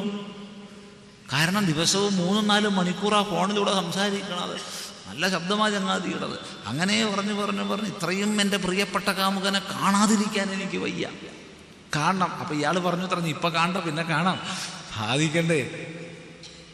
എങ്ങനെ പിരിഞ്ഞിരിക്കും? ഒരു വിധത്തിൽ തിരുവനന്തപുരത്ത് എങ്ങനെയൊക്കെ കയറി ഇവിടം വരെ എത്തി. റെയിൽവേ സ്റ്റേഷനിൽ വന്നപ്പോൾ ആളില്ല. അങ്ങോട്ടും ഇങ്ങോട്ടും കരയണത് കണ്ട് പോലീസ് പിടിച്ചു. എന്താ വിഷയം? ഞാൻ എൻ്റെ കാമുകനെ തേടി വന്നതാണ്. എവിടെ? അയാൾ വല്ല ഡീറ്റെയിൽസ് ഉണ്ടോ? നമ്പർ ഇതാ. പോലീസ് പൊക്കി കൊണ്ടുവന്നു. 65 വയസ്സായിട്ടേ ഉള്ളൂ. എവള് ചെറിയ മോള്. കണ്ടപ്പോൾ ബോധം കെട്ടു വീണു. എവനാണോ എൻ്റെ കാമുകൻ? തമാശയാന്ന് വിചാരിക്കുക. എന്താ നമ്മുടെ കുട്ടികൾക്ക് പറ്റണത്? ഒന്നും മനസ്സിലാവണില്ല. കൊളത്തൂർ അദ്വൈതാശ്രമത്തിൽ മാത്രം ഒരു വർഷത്തിൽ ചുരുങ്ങിയതൊരു 100 പെൺകുട്ടികളെ കൊണ്ടുവരുന്നുണ്ട്. അതിശയോക്തി പറയാന്ന് വിചാരിക്കരുത്. ഈ വർഷം കുറച്ചൊരു കുറവ് തോന്നുന്നുണ്ട്. ഇപ്പോൾ ഒരു 5-6 വന്നിട്ടേ ഉള്ളൂ. ഇപ്പോൾ ഈ വർഷം ഇപ്പോൾ ജനുവരി ഫെബ്രുവരി കൊണ്ട് കഴിഞ്ഞപ്പോൾ ഒരു 5-6 ആയിട്ടേ ഉള്ളൂ.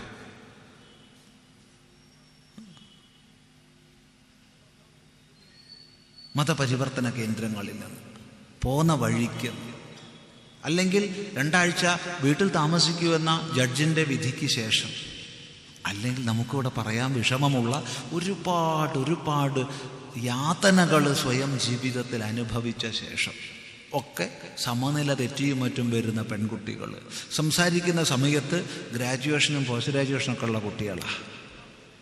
ഒരുപാട് ജാടകൾ, പൊങ്ങച്ചങ്ങളുണ്ട്.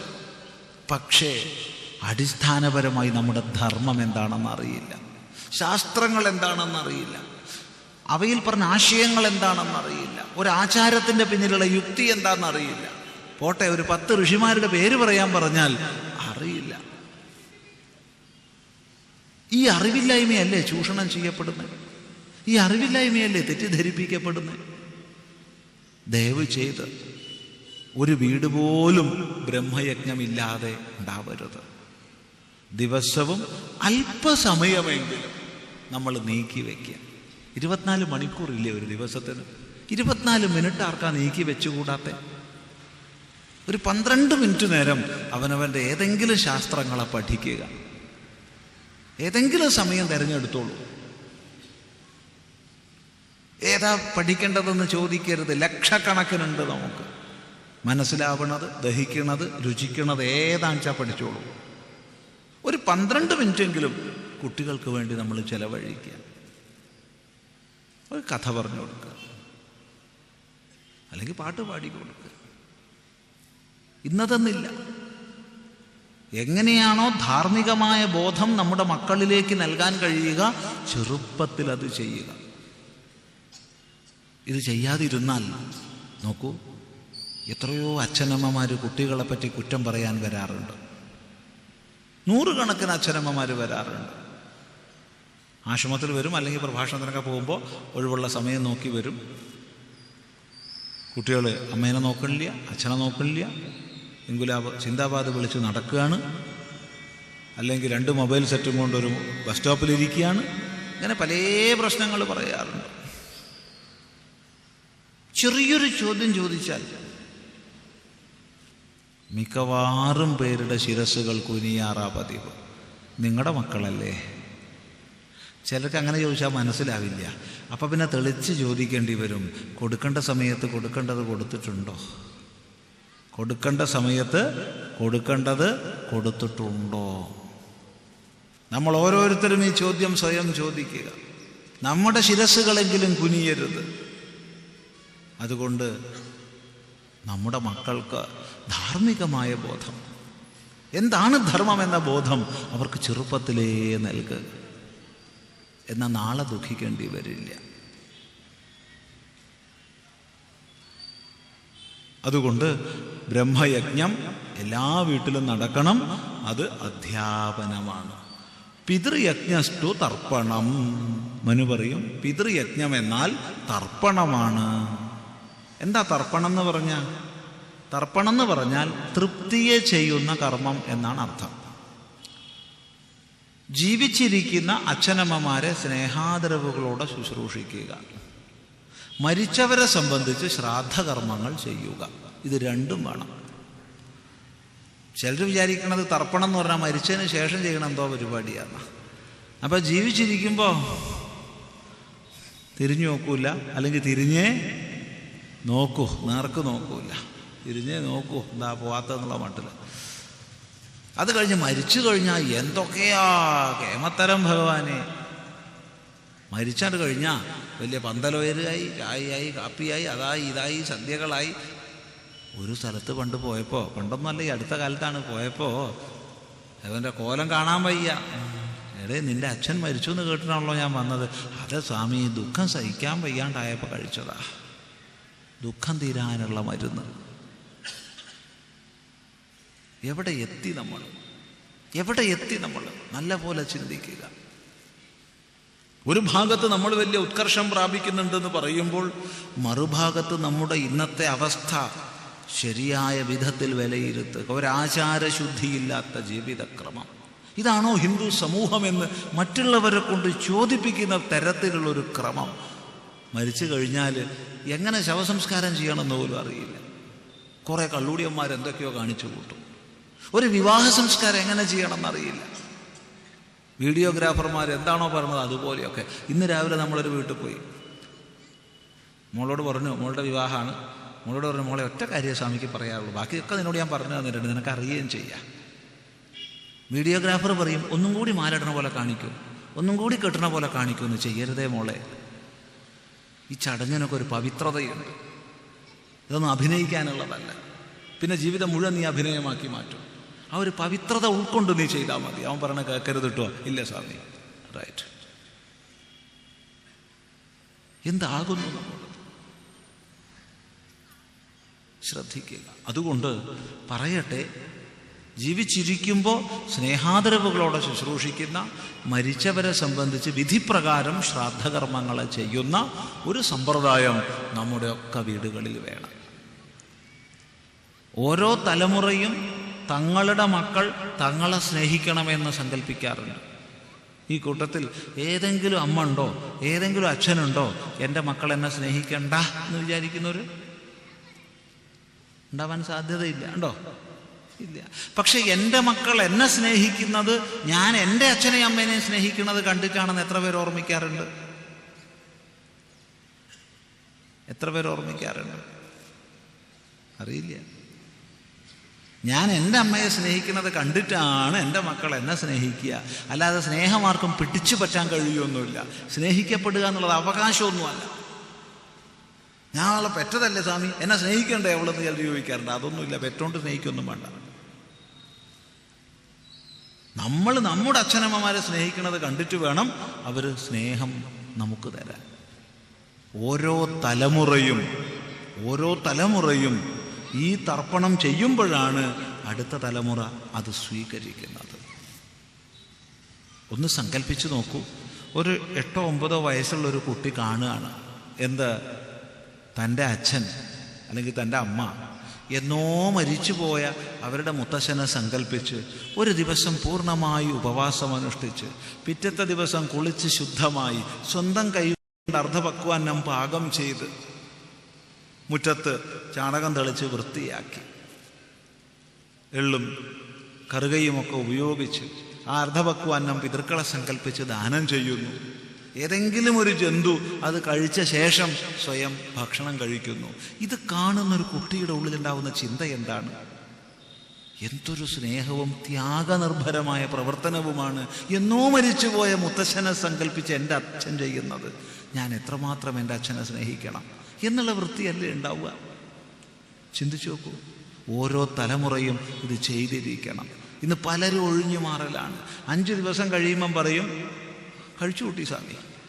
1 കൊല്ലം കഴിഞ്ഞാൽ പറയും ഇനിയിപ്പോൾ ഉണ്ടോന്നും ചെയ്യേണ്ടതില്ല കേട്ടോ, എന്താ തിരുനെല്ലി കൊണ്ടാക്കിയിട്ടുണ്ട്, ഇനിയിപ്പൊന്നും വേണ്ട. അല്ലെങ്കിൽ രാമേശ്വരം കൊണ്ടാക്കിയിട്ടുണ്ട്, കാശി കൊണ്ടാക്കിയിട്ടുണ്ട്. പറയട്ടെ, ആത്മപിണ്ഡം ചെയ്താൽ പിതൃപിണ്ഡം ചെയ്യേണ്ടതില്ല. ആത്മപിണ്ഡം ചെയ്യുന്നത് സന്യാസ ദീക്ഷാ സ്വീകരണത്തിന് മുമ്പാണ്. അല്ലാത്തവരൊക്കെ പിതൃപിണ്ഡം ചെയ്യണം, സംശയമില്ല. മറ്റത് അവിടെ കൊണ്ടാക്കി ഇവിടെ കൊണ്ടാക്കി എന്ന് പറയുന്നത് ആ ജീവനുമായി ബന്ധപ്പെട്ട ദുരിതാവാഹനം ചെയ്ത് സായുജ്യപര്യന്ത ക്രിയ ചെയ്ത് അങ്ങോട്ട് സമർപ്പിച്ചു എന്നാ. അല്ലാതെ ആ ജീവനോട് തനിക്കുള്ള ബാധ്യത ഇല്ലാണ്ടാക്കിയിട്ടില്ല.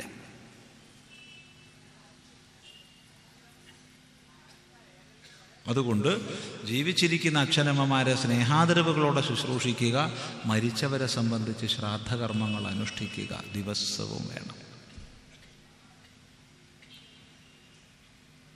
ദൈവോ ഹോമോ, ദൈവയജ്ഞം ഹോമമാണ്. അപ്പം ഈ വിഷയം തന്നെ നമുക്ക് 4 ദിവസം അവിടെ വെച്ചിരുന്നെങ്കിൽ വിസ്തരിച്ച് പറയാമായിരുന്നു. അപ്പം ചുരുക്കി പറയുകയാണ്, അതിൻ്റെതായ കുഴപ്പമുണ്ടാവുമെന്ന് മനസ്സിലാക്കുക.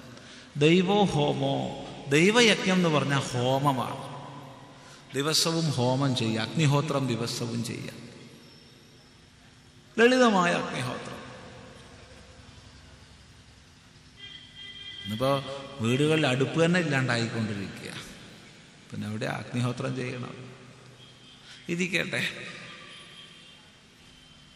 അഗ്നിഹോത്രത്തിൻ്റെയും മറ്റും ആധ്യാത്മികവും ആദിഭൗതികവും ആദിദൈവികവുമായ അർത്ഥതലങ്ങളെ നിരൂപണം ചെയ്താൽ ശാസ്ത്രീയമായി ചെയ്യുന്ന ക്ഷേത്രോപാസന ദൈവയജ്ഞമായിട്ട് മനസ്സിലാക്കാം. അപ്പം അവനവൻ്റെ അടുത്തുള്ള ക്ഷേത്രത്തിൽ ദിവസത്തിൽ ഒരിക്കലെങ്കിലും ഒന്ന് പോയി ഉപാസിക്കുക നിർബന്ധമാണ്. അല്ലെങ്കിൽ വേണ്ടില്ല, ദിവസവും സന്ധ്യാസമയത്തെങ്കിലും വീട്ടിലെല്ലാവരും ഒത്തൊരുമിച്ചിരുന്ന് നാമം ജപിക്കുക. എത്ര വീട്ടിൽ പതിവുണ്ടാവും? എന്താ അഭിപ്രായം ചോദിച്ചാൽ? സന്ധ്യാസമയത്തെങ്കിലും കൂടിയിരുന്ന് നാമം ജപിക്കുന്ന സമ്പ്രദായം എത്ര വീട്ടിലുണ്ടാവും? ഒരു കൈയും പൊന്തണില്ലേ ഭഗവാനെ? അരക്കൈ, മുക്കാക്കൈ, 2, 3, 4, 5, 6, 7 ഒന്ന് ആലോചിച്ച് നോക്കാം. പൊന്തിക്കേണ്ട മോശമാണ്. ആരെങ്കിലുമൊക്കെ ഫോട്ടോ ഒക്കെ എടുക്കേണ്ട ആൾ മോശമാണ്. എവിടെ എത്തി നമ്മൾ? ആരെ അനുകരിക്കാൻ പറയുകയല്ല, അനുകരിക്കാൻ നമ്മൾ പറയില്ല. പക്ഷേ വിമാനയാത്രാ സമയത്ത് പോലും നമസ്കരിക്കേണ്ട സമയമാവുമ്പോൾ ഒരു തുണി വിരിച്ച് നമസ്കരിക്കുന്നു മുസ്ലിം മതവിശ്വാസികൾ. വിമാനത്ത് പോലും, പിന്നെ പറയേണ്ടല്ലോ, ട്രെയിനിൽ പറയേണ്ടതില്ല. അതുപോലെ നമ്മൾ ചെയ്യണം എന്നല്ല പറഞ്ഞത്, അവർ ചെയ്യുന്ന കണ്ട് നമ്മൾ ചെയ്യണം എന്നല്ല പറഞ്ഞത്. ഏത് യാത്രാവേളകളിലായാലും അവനവൻ്റെ പ്രാർത്ഥനാവേള വരുമ്പോൾ ക്രിസ്ത്യൻ സമൂഹത്തിൽപ്പെട്ടവർ പ്രാർത്ഥിക്കുന്നു. ഹിന്ദു എന്ന് പറയുന്ന സാധനം സന്ധ്യാസമയത്ത് പോലും നാമം ജപിക്കാത്തൊരവസ്ഥയിൽ എത്തിക്കഴിഞ്ഞു വെച്ചാൽ പിന്നെ എന്ത് പ്രസംഗം കേൾക്കാനാ? ഒന്ന് ആലോചിച്ച് നോക്കൂ. ഇത് കുട്ടികളുടെ പണിയാ ജപിക്കുക എന്നുള്ളത്. യദ്യഥാചരതി ശ്രേഷ്ഠ തത്തദേവേതരോ ജനഃ. ശ്രേഷ്ഠൻ എന്താണോ ചെയ്യണത് അതാണ് മറ്റുള്ളവർ ചെയ്യുക. അപ്പോൾ കുട്ടികൾ ചെയ്യണമെന്നുണ്ടെങ്കിൽ ആദ്യം മുതിർന്നവർ കാണിച്ചു കൊടുക്കണം. ഈ സമയത്ത് ടി വിൻ്റെ മുമ്പ് ഒന്ന് ഒഴിയാൻ നേരമുണ്ട്. കണ്ണീരിൻ്റെ പ്രവാഹമല്ലേ സന്ധ്യയ്ക്ക്. കരയിപ്പിക്കുന്ന സീരിയലുകൾ, ഭർത്താവിനെ വഞ്ചിക്കുന്ന ഭാര്യ, ഭാര്യയെ വഞ്ചിക്കുന്ന ഭർത്താവ്, ഇതൊക്കെയായി സീരിയലായിട്ട് കാണുന്നത് സന്ധ്യാസമയത്ത്. എന്നിട്ട് ഇങ്ങനെ കണ്ണീരുമായിട്ട് കാത്തിരിക്കുക, ഇനിയിപ്പോൾ അടുത്ത ഭാഗം എന്താവുന്നാവോ, നാളെ എന്താ ഉണ്ടാവുക. ദയവ് ചെയ്ത് സന്ധ്യാസമയത്ത് ടി വി പ്രവർത്തിപ്പിക്കരുത്, ദയവ് ചെയ്ത്. ഇത് പറഞ്ഞിട്ട് ഒരു ചിദാനന്ദപുരി സ്വാമിക്ക് ഒന്നും കിട്ടാൻ പോണില്ല. നമ്മുടെ ഭാവി തലമുറയെ സങ്കല്പിച്ചാ പറയുന്നത്. ഇനി സന്ധ്യാസമയത്ത് മാത്രമല്ല, കരയുന്നതും കരയിപ്പിക്കുന്നതും കാണരുത്, ദയവ് ചെയ്തിട്ട്. പൊട്ടിച്ചിരിക്കാൻ എന്തുണ്ടോ കണ്ടോളൂ. കോമഡി ഷോകൾ എന്ത് വിഡ്ഢിത്താണെങ്കിലും കണ്ടോളൂ, മഹാവിഡ്ഢിത്തം കണ്ടോളൂ, നല്ലതാ. പൊട്ടിച്ചിരിക്കുക നല്ലതാണ്. നല്ല ചിരിക്കാൻ വകുപ്പുള്ളതാണെങ്കിൽ ഒരു CD-യിലോട്ടോ റൈറ്റ് ചെയ്ത് നമുക്കും തരിക. തമാശ പറയല്ല. ഒരിക്കലും കരയണതും കരയിപ്പിക്കണതും കാണരുത്. കുടുംബങ്ങൾ തകരുന്ന സിനിമകൾ കാണരുത്. ഒരു നായകൻ 10-50 പേരെ ഇടിച്ചു വീഴ്ത്തുന്നത് കാണാൻ പോകരുത്. സാധിക്കും അങ്ങനെ ഒരാൾ ഇടിച്ചിട്ട് 10-50 പേരെ വീഴ്ത്തുക നായകൻ? സാധിക്കുമോ? ഈ കൂട്ടത്തിൽ ആയോധന കല പഠിച്ചവരുണ്ടെങ്കിൽ പറയാം, പഠിക്കാത്തവരുണ്ടെങ്കിൽ പറയും ഞാനത് കളരിയൊക്കെ പഠിച്ചിട്ട് സ്വാമി 50 പേരെയൊക്കെ ഞാൻ വീഴ്ത്തുന്നു. പഠിക്കുന്നതിന് മുമ്പ് പറയും, പഠിച്ചാൽ പറയും നേർക്ക് ഒരാൾ വന്നാൽ ഞാനൊന്ന് പരിശ്രമിക്കാം, അത്രയേ ഉള്ളൂ. എന്നിട്ട് ഇത് കണ്ടിട്ടങ്ങോട്ട് മുറുകിയിട്ട് 90 വയസ്സായ മുത്തശ്ശൻ പോലും ഈ സ്റ്റണ്ട് രംഗം കണ്ടാലുണ്ടല്ലോ ഒരു കോരിത്തരിപ്പ് വരാനുണ്ടായാൽ. അതെ, കോരിത്തരിപ്പ് വന്നാൽ അതിനനുസരിച്ച് പ്രവർത്തിച്ചാൽ കുഴപ്പമില്ല. അടുത്തുള്ള ആൾക്ക് 2 ഇടി കൊടുക്കുന്ന പ്രശ്നമല്ല, ഒരു പ്രശ്നമില്ല. അപ്പം ആദ്യം ഒരു കരാറാക്കുക, നമുക്ക് ടി വി കണ്ട് ഇടി കണ്ടു കഴിഞ്ഞാൽ നമുക്ക് പരസ്പരം ഇടിക്കണം കേട്ടോ എന്ന് പറഞ്ഞാൽ ഒരു കുഴപ്പമില്ല, നല്ലതാണ്. ഇത് പറയണത് വളരെ ശാസ്ത്രീയമായിട്ടാണ്, അല്ലാതെ തമാശ പറയാമെന്നാരും വിചാരിക്കരുത്. അങ്ങനെ അല്ലാതെ നമ്മളിത് കാണുകയും നമ്മൾക്ക് വികാരഭരിതമായൊരു ഭാവം വരികയും എന്നിട്ടത് പ്രയോഗിക്കാതിരിക്കുകയും ചെയ്താൽ അത് മാരക രോഗങ്ങൾക്ക് കാരണമാവും. പെരുകുന്ന ക്യാൻസറിൻ്റെ കാരണങ്ങളിലേക്ക് നമ്മൾ അന്വേഷിക്കുമ്പോൾ പ്രധാനമായിട്ട് ഈ സിനിമകൾ, സ്റ്റണ്ട് രംഗങ്ങളാണ് കാരണം. ഇത് വിസ്തരിച്ച് മനസ്സിലാക്കാൻ അഡ്രിനാലിൻ്റെ പ്രവർത്തന രീതികളെക്കുറിച്ചൊക്കെ പഠിക്കുക. അത് ഒരു കാര്യത്തിന് വിനിയോഗിക്കപ്പെടുന്നില്ലെങ്കിൽ എങ്ങനെയൊക്കെ ദോഷകരമായി ശരീരത്തിൽ ബാധിക്കാമെന്ന് വിദഗ്ധന്മാർ അഭിപ്രായപ്പെടുന്നതിനെക്കുറിച്ച് പഠിക്കുക. അപ്പോൾ ഈ പറഞ്ഞത് ശാസ്ത്രീയമായി മനസ്സിലാവും. ഇല്ലെങ്കിൽ ഒരു കാര്യം ചെയ്യണം, സ്റ്റണ്ട് രംഗം കണ്ടിട്ട് അടുത്തുള്ള ആളായിട്ട് സ്റ്റണ്ട് കൂടിക്കോളും, എന്നാൽ പ്രശ്നമല്ല, എന്നാൽ തീർന്നോളൂ, ഇത് എക്സോസ്റ്റ് ചെയ്ത് പോയിക്കോളും ഈ അഡ്രിനാലിനൊക്കെ.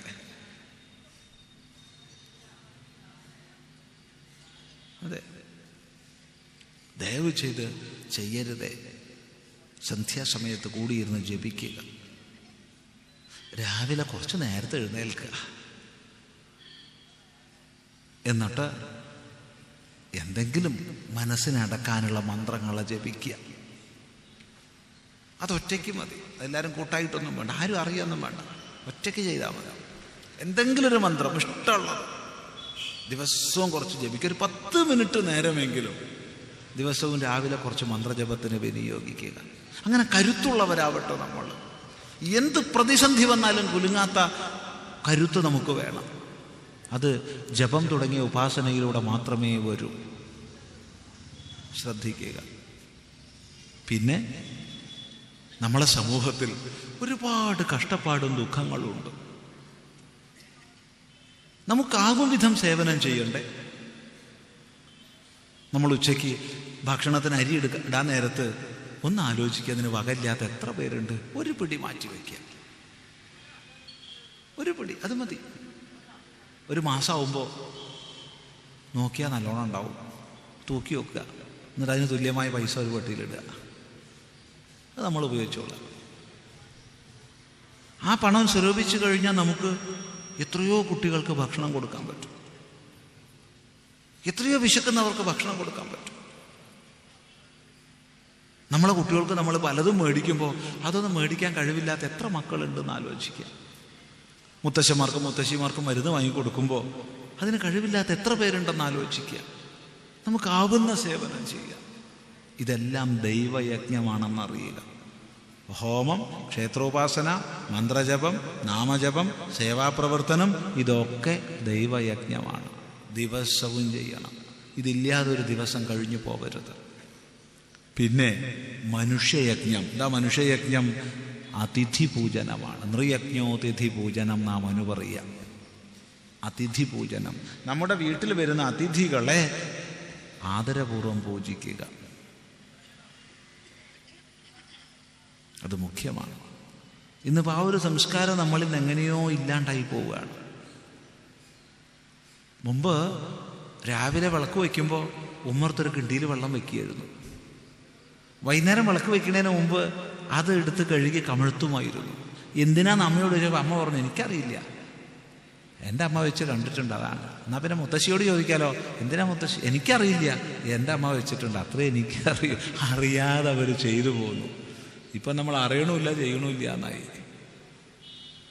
അതിഥി രൂപത്തിലുള്ള ദൈവം എപ്പോഴാണ് വരിക എന്നറിയില്ല. അപ്പം കിണ്ടിയെടുക്കാൻ ഓടാൻ പറ്റില്ല, തയ്യാറാവടെ സ്വീകരിക്കാൻ. ഗൃഹം എന്ന് പറഞ്ഞാൽ അതിഥി പൂജനത്തിനുള്ളതാണ്. സന്ധ്യ കഴിഞ്ഞാൽ വീട്ടിൽ അതിഥി വരാൻ പാടില്ല.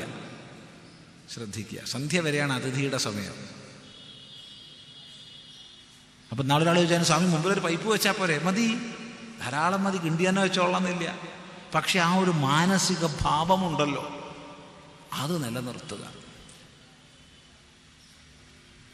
അതുപോലെ ഭൂതയജ്ഞം. ഭൂതയജ്ഞം എന്ന് പറഞ്ഞാൽ ബലിയാണ്. ബലിർഭൗതോ നാം പറയുക. ബലി എന്ന് പറഞ്ഞാൽ യക്ഷാനുരൂപോ ബലിഹി എന്നാണ്. ചെടികൾക്കാണെങ്കിൽ വെള്ളമൊഴിച്ച് കൊടുക്കുക, പട്ടിക്കോ പൂച്ചയ്ക്കോ ആണോ ഭക്ഷണം കൊടുക്കുക, പശുവിനാണോ ഭക്ഷണം കൊടുക്കുക, കാക്കയ്ക്കോ കോഴിക്കോ ആണോ ഭക്ഷണം കൊടുക്കുക. ഇങ്ങനെ നമ്മുടെ വീടിനെ ചുറ്റിപ്പറ്റി പല ജന്തുക്കളും സസ്യങ്ങളും ഉണ്ടാവും. അവരെയൊക്കെ വളർത്തുക, നമുക്കാവുന്ന സേവനം ചെയ്യുക, ഒന്നിനെ ഉപദ്രവിക്കാതിരിക്കുക, ഒന്നിനെയും ദ്രോഹിക്കരുത്. ഇതാണ് ഭൂതയജ്ഞം. ഈ 5 യജ്ഞങ്ങൾ ദിവസവും ചെയ്യണം. ഇതില്ലാതെ ഒരു ദിവസം കടന്നു പോകരുത്. അതുപോലെ നൈമിത്തികമായി ചെയ്യേണ്ടുന്ന കർമ്മങ്ങളുണ്ട്. ഗർഭാധാനം മുതൽ അന്ത്യേഷ്ടി വരെയുള്ള ഷോഡശ സംസ്കാരങ്ങൾ ഉദാഹരണങ്ങളാണ്. നല്ല സന്താനമുണ്ടാവട്ടെ എന്ന പ്രാർത്ഥനയോടുകൂടി വിവാഹിതരായ ഭാര്യാഭർത്താക്കന്മാർ അച്ഛനമ്മമാരുടെ അനുഗ്രഹങ്ങൾ മേടിച്ച് വിഹിതമായ വൈദിക കർമ്മത്തിന് ശേഷം വിഹിതമായ ദിവസം അഥവാ വിലക്കപ്പെട്ടത് ഒഴിച്ച ദിവസങ്ങളിൽ, വിലക്കപ്പെട്ടത് 2 തരത്തിലാണ്. ഒന്ന് സ്ത്രീയുടെ ആർത്തവവുമായി ബന്ധപ്പെട്ട ദിവസങ്ങളാണ്. 2 ചില തിഥികളാണ് ചന്ദ്രഗതിയുമായിട്ട് ബന്ധപ്പെട്ടിട്ട്. അങ്ങനെയുള്ള ദിവസം ഒഴിവാക്കിയിട്ട് രാത്രി കാലത്ത് നല്ല സന്താനം ഉണ്ടാവട്ടെ എന്ന പ്രാർത്ഥനയോടുകൂടി സംയോഗം ചെയ്യുന്നതാണ് ഗർഭാധാന സംസ്കാരം. കുട്ടികൾ ഒരിക്കലും പ്രതീക്ഷിക്കാതെ കടന്നു വരുന്നവരാവരുത്. കുട്ടികൾ ഒരിക്കലും കാമചേഷ്ടയുടെ ബൈ പ്രോഡക്റ്റ് ആവരുത്. ധർമ്മചിന്തയുടെ പ്രോഡക്റ്റ് ആവണം. രണ്ടും വളരെ വ്യത്യാസമുണ്ട്, വളരെ വ്യത്യാസമുണ്ട്. ഏതായാലും അനന്തരം ഗർഭചിഹ്നങ്ങൾ കണ്ടു കഴിഞ്ഞു. പുംസവന സംസ്കാരം 4 മാസമായി സീമന്തോന്നയന സംസ്കാരം. ഇത്രയും സംസ്കാരങ്ങൾ ഒരു കുട്ടി അമ്മയുടെ വയറ്റിന്ന് പുറത്തേക്ക് വരുന്നതിന് മുമ്പ് ചെയ്യുന്നു.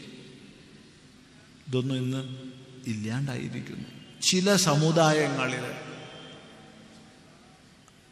ചില ആചാരം എന്ന നിലയ്ക്ക് മാത്രം ഇന്നതൊക്കെ ശേഷിക്കുന്നുണ്ട്, സാർവത്രികമായി ഇല്ല.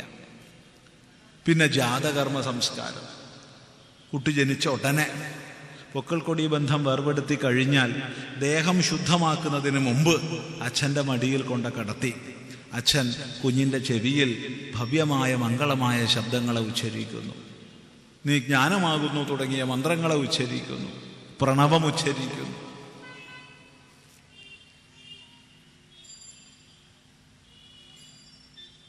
11-ാം ദിവസം കുഞ്ഞിന് നല്ലൊരു പേരിടുന്നു.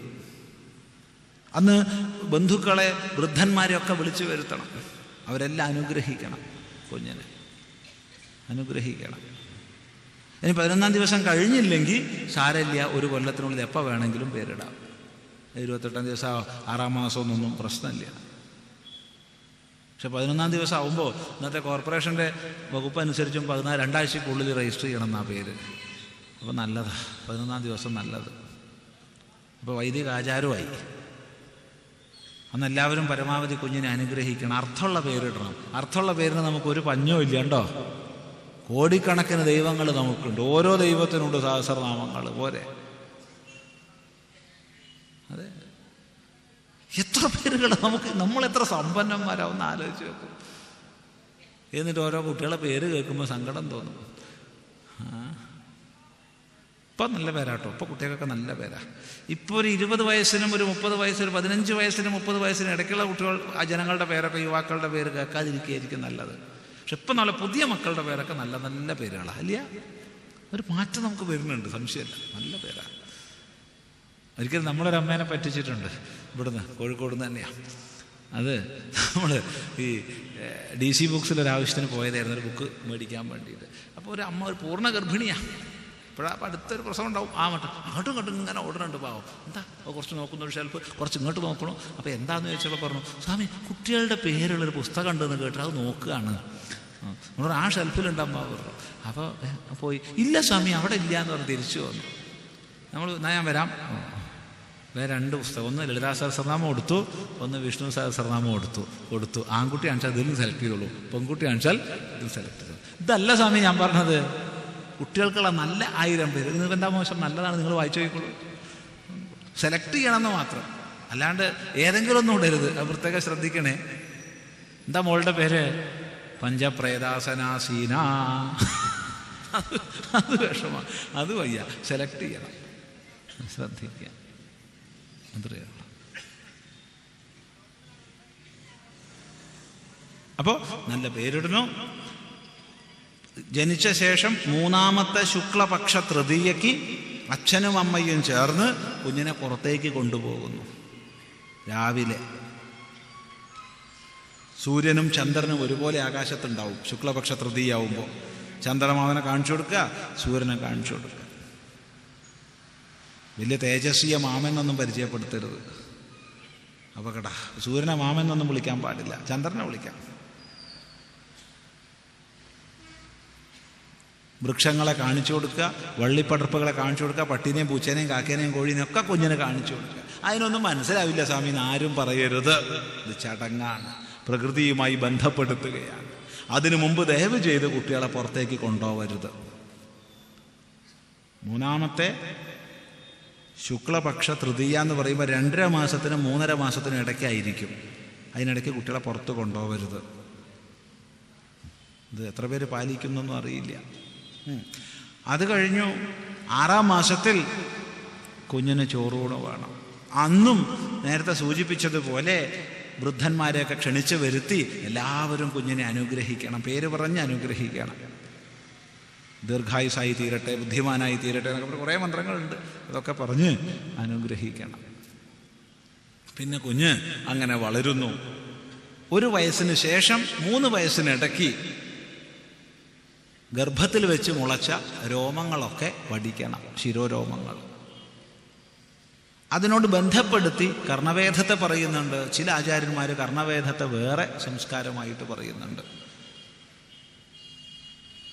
പിന്നീട് അധികമൊന്നുമില്ല, അങ്ങനെ വളരുക. നേരത്തെ പറഞ്ഞ നട്ടപ്രാന്തിൻ്റെ പ്രായം കഴിഞ്ഞാൽ ഉപനയനം. ഗായത്രി മന്ത്രം ഉപദേശിക്കുന്നു. നല്ലപോലെ ഉപാസിച്ച് പഠിക്കാനുള്ള ശേഷി കൈവരണം. ഉപാസനയിലൂടെ, മന്ത്രജപത്തിലൂടെ മാത്രമേ ഏകാഗ്രത വരുള്ളൂ. ഏകാഗ്രത വന്നിട്ട് വേണം പഠിക്കാൻ പോകാൻ, അല്ലാണ്ട് പഠിക്കാൻ പോയിട്ട് വലിയ കാര്യമൊന്നുമില്ല. അനന്തരം വിദ്യാലയത്തെ കൊണ്ടുപോയി ചേർക്കുന്നു. അതൊരു സംസ്കാരം. അവിടുന്ന് ജീവിതത്തിൻ്റെ ലക്ഷ്യത്തെപ്പറ്റിയും മാർഗത്തെപ്പറ്റിയും പഠിക്കുന്നു. ഗുരുനാഥൻ്റെ അനുജ്ഞയോടുകൂടി വീട്ടിലേക്ക് തിരിച്ചു പോരുന്നു. സമാവർത്തന സംസ്കാരം. അനന്തരം അനുരൂപമായ രീതിയിൽ വിവാഹ സംസ്കാരം ചെയ്യുന്നു. വിവാഹ സംസ്കാരം അനുരൂപമായ രീതിയിലാണ്. ഇന്നത്തെ വിവാഹമൊന്നും പറയാതിരിക്കുക ഭേദം. ഭഗവാനെ, കല്യാണം എന്നും പറഞ്ഞ് ചെയ്യുന്ന തോന്നിവാസത്തിന് കണക്കില്ല. സ്വത്തൊന്ന് വിറ്റ് നശിപ്പിക്കുന്നു. വിൽക്കുന്നവൻ്റെ പേര് ഹിന്ദു, വാങ്ങണവൻ്റെ പേരെന്താണെന്ന് ആലോചിച്ച് നോക്കിക്കൂടാ. സംശയം ആർക്കെങ്കിലും ഉണ്ടെങ്കിൽ അടുത്തുള്ള രജിസ്റ്റർ ഓഫീസിൽ പോയി ഇരുന്നാൽ മതി. അപ്പം മനസ്സിലാവും വിൽക്കണതൊക്കെ ഹിന്ദുവാണ്, വാങ്ങണതാരാന്ന് പോയി നോക്കുക. ഇവിടെ എങ്ങനെയാണെന്നറിയില്ല. അവിടങ്ങളിലൊക്കെ പന്തലിടുന്ന അന്ന് തുടങ്ങും കുടി. അതെ, പിന്നെ മുഴുവൻ വെള്ളക്കാരെയേ കാണുള്ളൂ. എവിടെ നോക്കിയാലും വെള്ളക്കാർ. അതെ. അത് കഴിഞ്ഞ് നൂറുകണക്കിന് കോഴികളുടെ ശാപവുമായിട്ടാണ് ഒരു കല്യാണം, ചെക്കനും പെണ്ണും പുതിയൊരു ജീവിതത്തിലേക്ക് പ്രവേശിക്കുന്നത്. പിറ്റേന്ന് തുടങ്ങും കോഴിപ്പോര്. കാര്യം ഇതിൻ്റെ മുഴുവൻ ശാപമായിട്ടല്ലേ കയറിയത്. തൊലഞ്ഞു പോട്ട നീയും നിൻ്റെ കുടുംബവും എന്നുള്ള സങ്കല്പം ഓരോ കോഴിക്കും ഉണ്ടാവുക ചാവുമ്പോൾ. കാരണം ഒന്നിനെ കൊല്ലുമ്പോൾ മറ്റൊരാ നോക്കി നിൽക്കുന്നുണ്ട്. അതിനറിയാം അടുത്ത കത്തി എൻ്റെ കഴുത്തിനാ വരികയെന്ന്. അപ്പം ശപിക്കും. ഇവനും എൻ്റെ കുടുംബവും സമൂലം നശിച്ചു പോട്ടെ. ഇതിനെ കഴിച്ചു കൂട്ടണം. പിന്നെ എങ്ങനെയാണ് നമുക്ക് ഐശ്വര്യം ഉണ്ടാവുക? ഇപ്പം പോയി ഗോമാതാവിനെ വരെയായി. ആ അമ്മയെ കൊന്നു തിന്ന് എവിടെ എത്തി നമ്മൾ? ഒന്ന് ആലോചിച്ച് നോക്കൂ. ഏതായാലും വിവാഹ സംസ്കാരം കഴിഞ്ഞാൽ നേരത്തെ പറഞ്ഞ നിത്യകർമ്മങ്ങളെ ചെയ്തുകൊണ്ട് ജീവിക്കണം. അങ്ങനെ ജീവിച്ച് നേരത്തെ പറഞ്ഞ ലക്ഷണം വീണ്ടും ആവർത്തിക്കണില്ല, ചിലർക്കൊന്നും ഇഷ്ടാവില്ല ഇതങ്ങനെ ആവർത്തിച്ച് പറയുമ്പോൾ. ആ ലക്ഷണം വന്നാൽ അധികാരമൊക്കെ മക്കൾക്ക് കൊടുത്ത് വാനപ്രസ്ഥാശ്രമ പ്രവേശ സംസ്കാരം. 14 സംസ്കാരമായി. ഇനി വിവേകവൈരാഗ്യങ്ങൾ നേടിയെടുക്കണം. വിവേകവൈരാഗ്യങ്ങൾ പൂർണ്ണമായാൽ സന്യസിക്കാം. സന്യാസ സംസ്കാരം. ഇതാണ് ക്രമമായ മാർഗം. ക്രമമല്ലാത്ത മാർഗമുണ്ട്. അതെന്താന്ന് ചോദിച്ചാൽ, എപ്പോഴാണോ വിവേകവൈരാഗ്യം ഉറയ്ക്കണത് അപ്പോൾ സന്യസിക്കാം. യദഹരേവ വിരജേത ദഹരേവ പ്രവ്രജേത് ഗൃഹാദ്വാ വനാദ്വാ ബ്രഹ്മചര്യാദ്വാ എന്ന് പറഞ്ഞിട്ട് തൃപ്തിയില്ലാതെ ശ്രുതി പറയും ബ്രഹ്മചര്യാദേവ പ്രവ്രജേത്. ബ്രഹ്മചര്യാശ്രമത്തിൽ നേരിട്ട് സന്യസിച്ചോളൂ കേട്ടോ, കല്യാണം കഴിക്കാനൊന്നും പോണ്ടെന്ന് പറയും. അത് വേറെ വഴി. അത് വളരെ ചുരുക്കം ആൾക്കാർക്ക് അത് കേൾക്കാൻ പറ്റും. ലക്ഷക്കണക്കിന് ആൾക്കാരിൽ ഒരാൾക്കേ ഈ ആശ്രമ വികല്പം പറ്റൂ. അത് ശ്രദ്ധിക്കുക. അല്ലാത്തവർക്കൊക്കെ ഈ പറഞ്ഞ ക്രമത്തിൽ തന്നെ വരണം. മറ്റത് പരം വൈരാഗ്യമാശ്രിതാഹ എന്ന് ശ്രുതി തന്നെ പറഞ്ഞിട്ടുണ്ട്. സംസാരമേവ നിസ്സാരം ദൃഷ്ട്വാ സാരഥി ദൃക്ഷയാ പ്രവ്രജന്തി അകൃതോദ്വാഹ പരം വൈരാഗ്യമാശ്രിതാ. ഈ സംസാരത്തെ നിസ്സാരമാക്കി മനസ്സിലാക്കിയിട്ട് എന്താണ് സാരമെന്ന് സാക്ഷാത്കരിക്കുന്നതിന് വേണ്ടി വിവാഹം കഴിക്കാത്തവർ സന്യസിക്കുന്നു. അവർ പരമമായ വൈരാഗ്യത്തെ ആശ്രയിച്ചവരാണ്.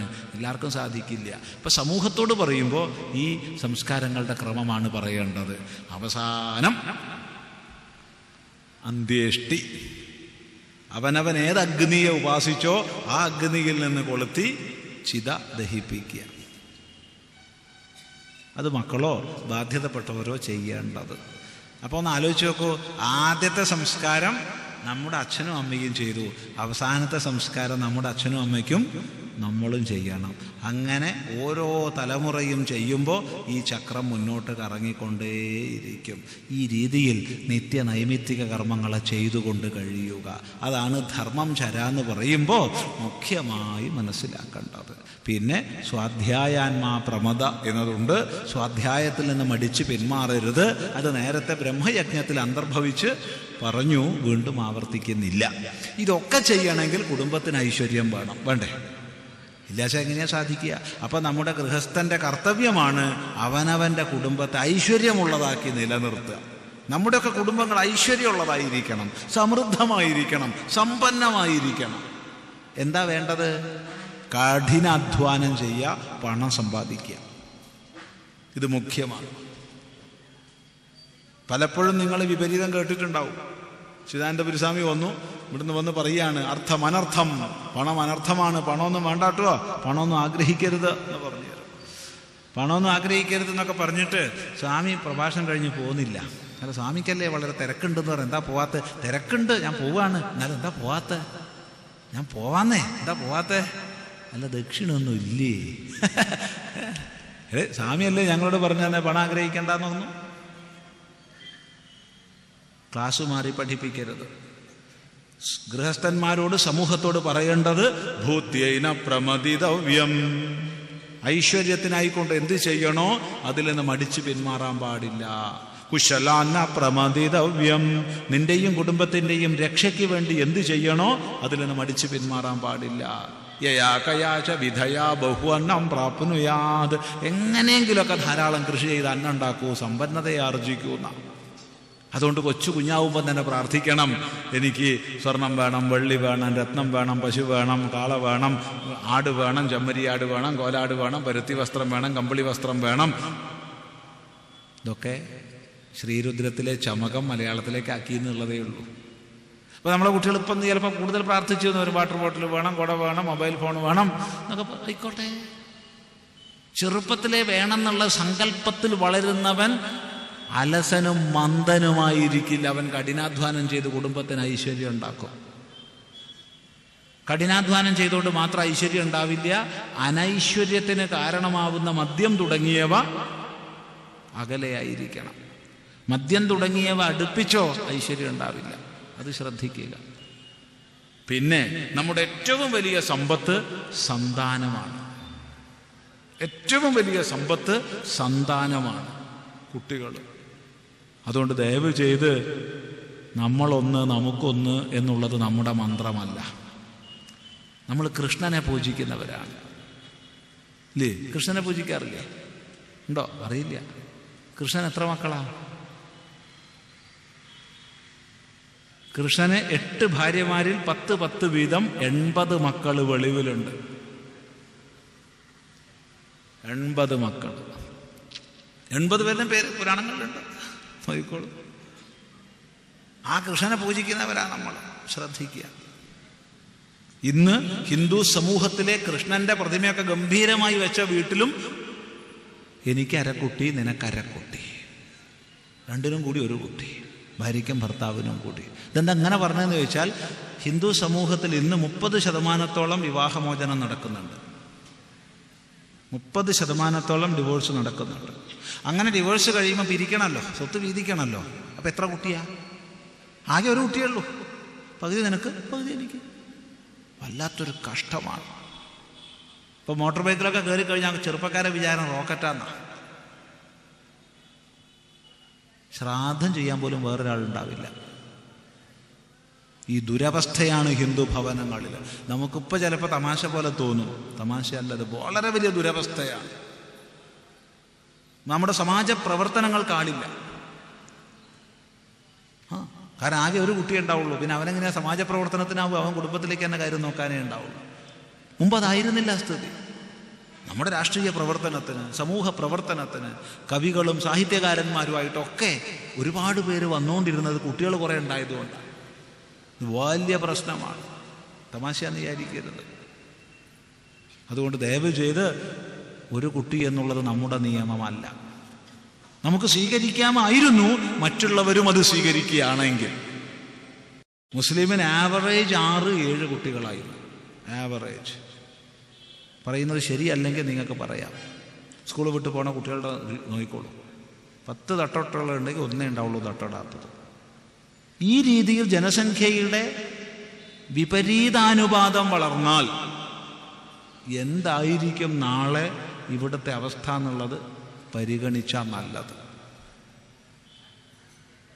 അത്രേ പറയുന്നുള്ളൂ. നാളെ ഒരാൾ ചോദിച്ചു, സ്വാമിക്ക് ഇത് പറയാനുള്ള അധികാരമുണ്ടോ? സ്വാമി കല്യാണം കഴിച്ചിട്ടുണ്ടോ? സ്വാമിക്ക് കുട്ടികളുണ്ടോ? കുട്ടികളുണ്ടോ എന്നുള്ളത് അവിടെ നിൽക്കട്ടെ, കല്യാണമൊന്നും കഴിച്ചിട്ടില്ല. ആശ്രമത്തിൽ കുറേ മക്കൾ അവിടുന്ന് സ്കൂളിൽ പോകുന്നുണ്ട്. കുറേ മക്കൾ സന്തോഷമായി പോകുന്നുണ്ട്.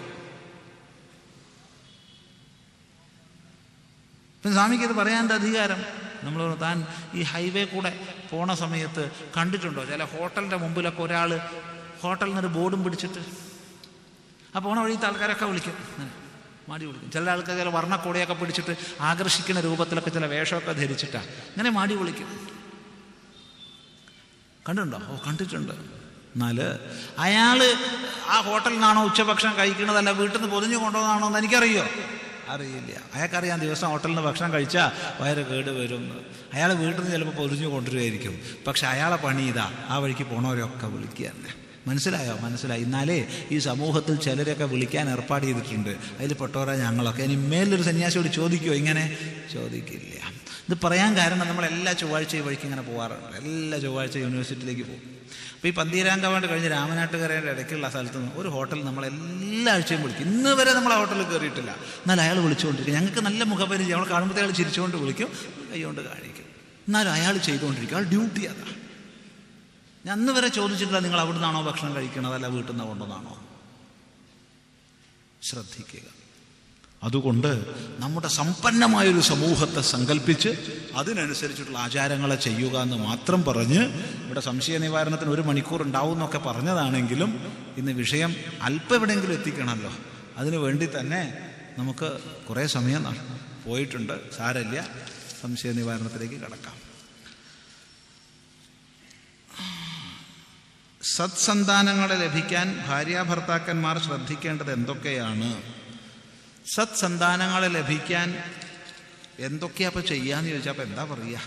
ഏറ്റവും പ്രധാനമായിട്ട് പറയാനുള്ളത് ജീവിതത്തിൽ സ്വയം സദ്ധർമ്മം ആചരിക്കുക, കളവ് പറയാതിരിക്കുക. ഏറ്റവും പ്രധാനം. വയസ്സായിട്ടല്ല കല്യാണം കഴിക്കേണ്ടത്. നല്ല അണ്ടശക്തിയും ബീജശക്തിയുമുള്ള ചെറുപ്രായത്തിൽ കല്യാണം കഴിക്കുക.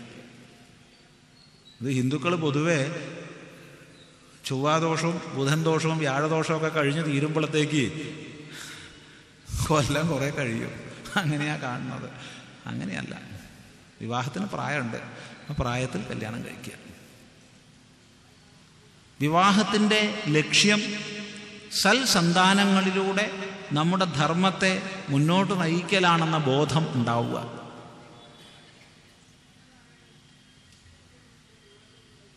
മദ്യപാനം തുടങ്ങിയവ ശീലിക്കാതിരിക്കുക. ശ്രദ്ധിക്കുക. അങ്ങനെ ധർമ്മത്തിനനുസരിച്ച് ജീവിച്ച് മുന്നോട്ട് പോകുമ്പോൾ ഉചിതമായ ദിവസം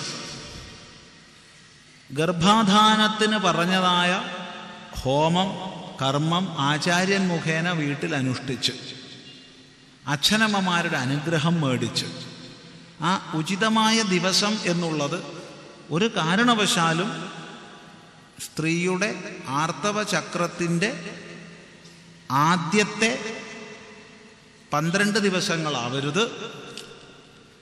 13 വർജ്യമാണ്. പിന്നെ ഒടുവിലെത്തത് അണ്ഡം നിഷ്ഫലവുമാണ്. 2 കറുത്ത വാവ് വെളുത്ത വാവ് തുടങ്ങിയ പർവ്വദിവസങ്ങൾ വർജ്യമാണ്. പിന്നെ ചില ദിവസങ്ങളുണ്ട്. ഇങ്ങനെ വർജ്യ ദിവസങ്ങൾ ഒഴിവാക്കിയിട്ടായിരിക്കണം. നല്ല സന്താനം ഉണ്ടാവണേ എന്നുള്ള സങ്കല്പത്തോടുകൂടി ശാന്തമായ മനസ്സോടുകൂടി ഭാര്യാഭർത്താക്കന്മാർ സംയോഗം ചെയ്യുക. ഇത് ഈശ്വരീയമായൊരു യജ്ഞമാണ്. പ്രജാപതി യജ്ഞം എന്ന് പ്രസിദ്ധമായ യജ്ഞമാണിത് എന്ന ബോധം ഉണ്ടാവും. ഇത് കാമചേഷ്ട എന്നുള്ളതല്ല അവിടെ പ്രധാനം. പ്രജാപതി യജ്ഞം ചെയ്യുന്നു എന്നുള്ളതാണ്. തുടർന്ന് നേരത്തെ സൂചിപ്പിച്ചതുപോലെയുള്ള യജ്ഞങ്ങളെ ചെയ്യുക. ഗർഭം ധരിച്ചു കഴിഞ്ഞാൽ പ്രത്യേകിച്ചും നാമജപം തുടങ്ങിയവ നല്ലപോലെ അനുഷ്ഠിക്കുക. എന്തെങ്കിലും സഹസ്രനാമങ്ങൾ മാലാമന്ത്രങ്ങൾ ഏറ്റവും ഉത്തമമാണ്. ഒരിക്കലും ഉദ്വേഗം ഉണ്ടാക്കുന്നത് കാണുക കേൾക്കുക ചെയ്യരുത്. ഗർഭിണി താമസിക്കുന്ന വീട് ശാന്തമായിരിക്കണം. വിദ്യാലയം പോലെയും ദേവാലയം പോലെയും ആയിരിക്കണം. കഴിയുന്നതും ഭർത്താവ് ഗർഭിണിക്ക് സാന്ത്വനം നൽകും വിധം എപ്പോഴും കൂടെ ഉണ്ടാവുക. നമ്മൾ ഒന്നിച്ച് ഗർഭം വഹിക്കുന്നു എന്നുള്ളൊരു ഭാവന ഭർത്താവ് ഭാര്യയ്ക്ക് നൽകുക. അധികം പുലി, അധികം ഉപ്പ്, അധികം എരിവ് തുടങ്ങിയവ കഴിച്ച് ശിശുവെ ചുട്ട് പൊള്ളിക്കാതിരിക്കുക. ചെയ്താൽ കുഞ്ഞ് നമ്മളെ പൊള്ളിക്കും, സംശയമൊന്നുമില്ല. കഴിയുന്നതും മനസ്സിനെ എപ്പോഴും ഉല്ലാസമാക്കി വയ്ക്കാൻ ശ്രമിക്കുക. പിന്നെ കുഞ്ഞ് ജനിച്ചു കഴിഞ്ഞാൽ നല്ല ഒരു മാതൃകാപരമായ ജീവിതം ആ കുഞ്ഞിന് കാണിച്ചു കൊടുക്കുക. മാതൃക. ഇതൊക്കെ നമുക്ക് ചെയ്യാൻ സാധിക്കും. ഇതൊക്കെ ചെയ്തത് കൊണ്ട് നല്ല കുഞ്ഞായിരിക്കുന്ന ഉറപ്പുണ്ടോ? ഉറപ്പൊന്നുമില്ല. പക്ഷേ നമ്മൾ ഒരു അതിഥിയെ നമ്മളെ വീട്ടിലേക്ക് ക്ഷണിക്കുകയാണ്. അപ്പോൾ വീടും പരിസരമൊക്കെ വൃത്തിയാക്കി നമ്മൾ വയ്ക്കും. അതുകൊണ്ട് അതിഥി വന്നോളണമെന്നില്ല. അല്ലാതായാൽ വരുന്ന അതിഥി തിരിച്ചു പോകും. അത് ശ്രദ്ധിക്കുക.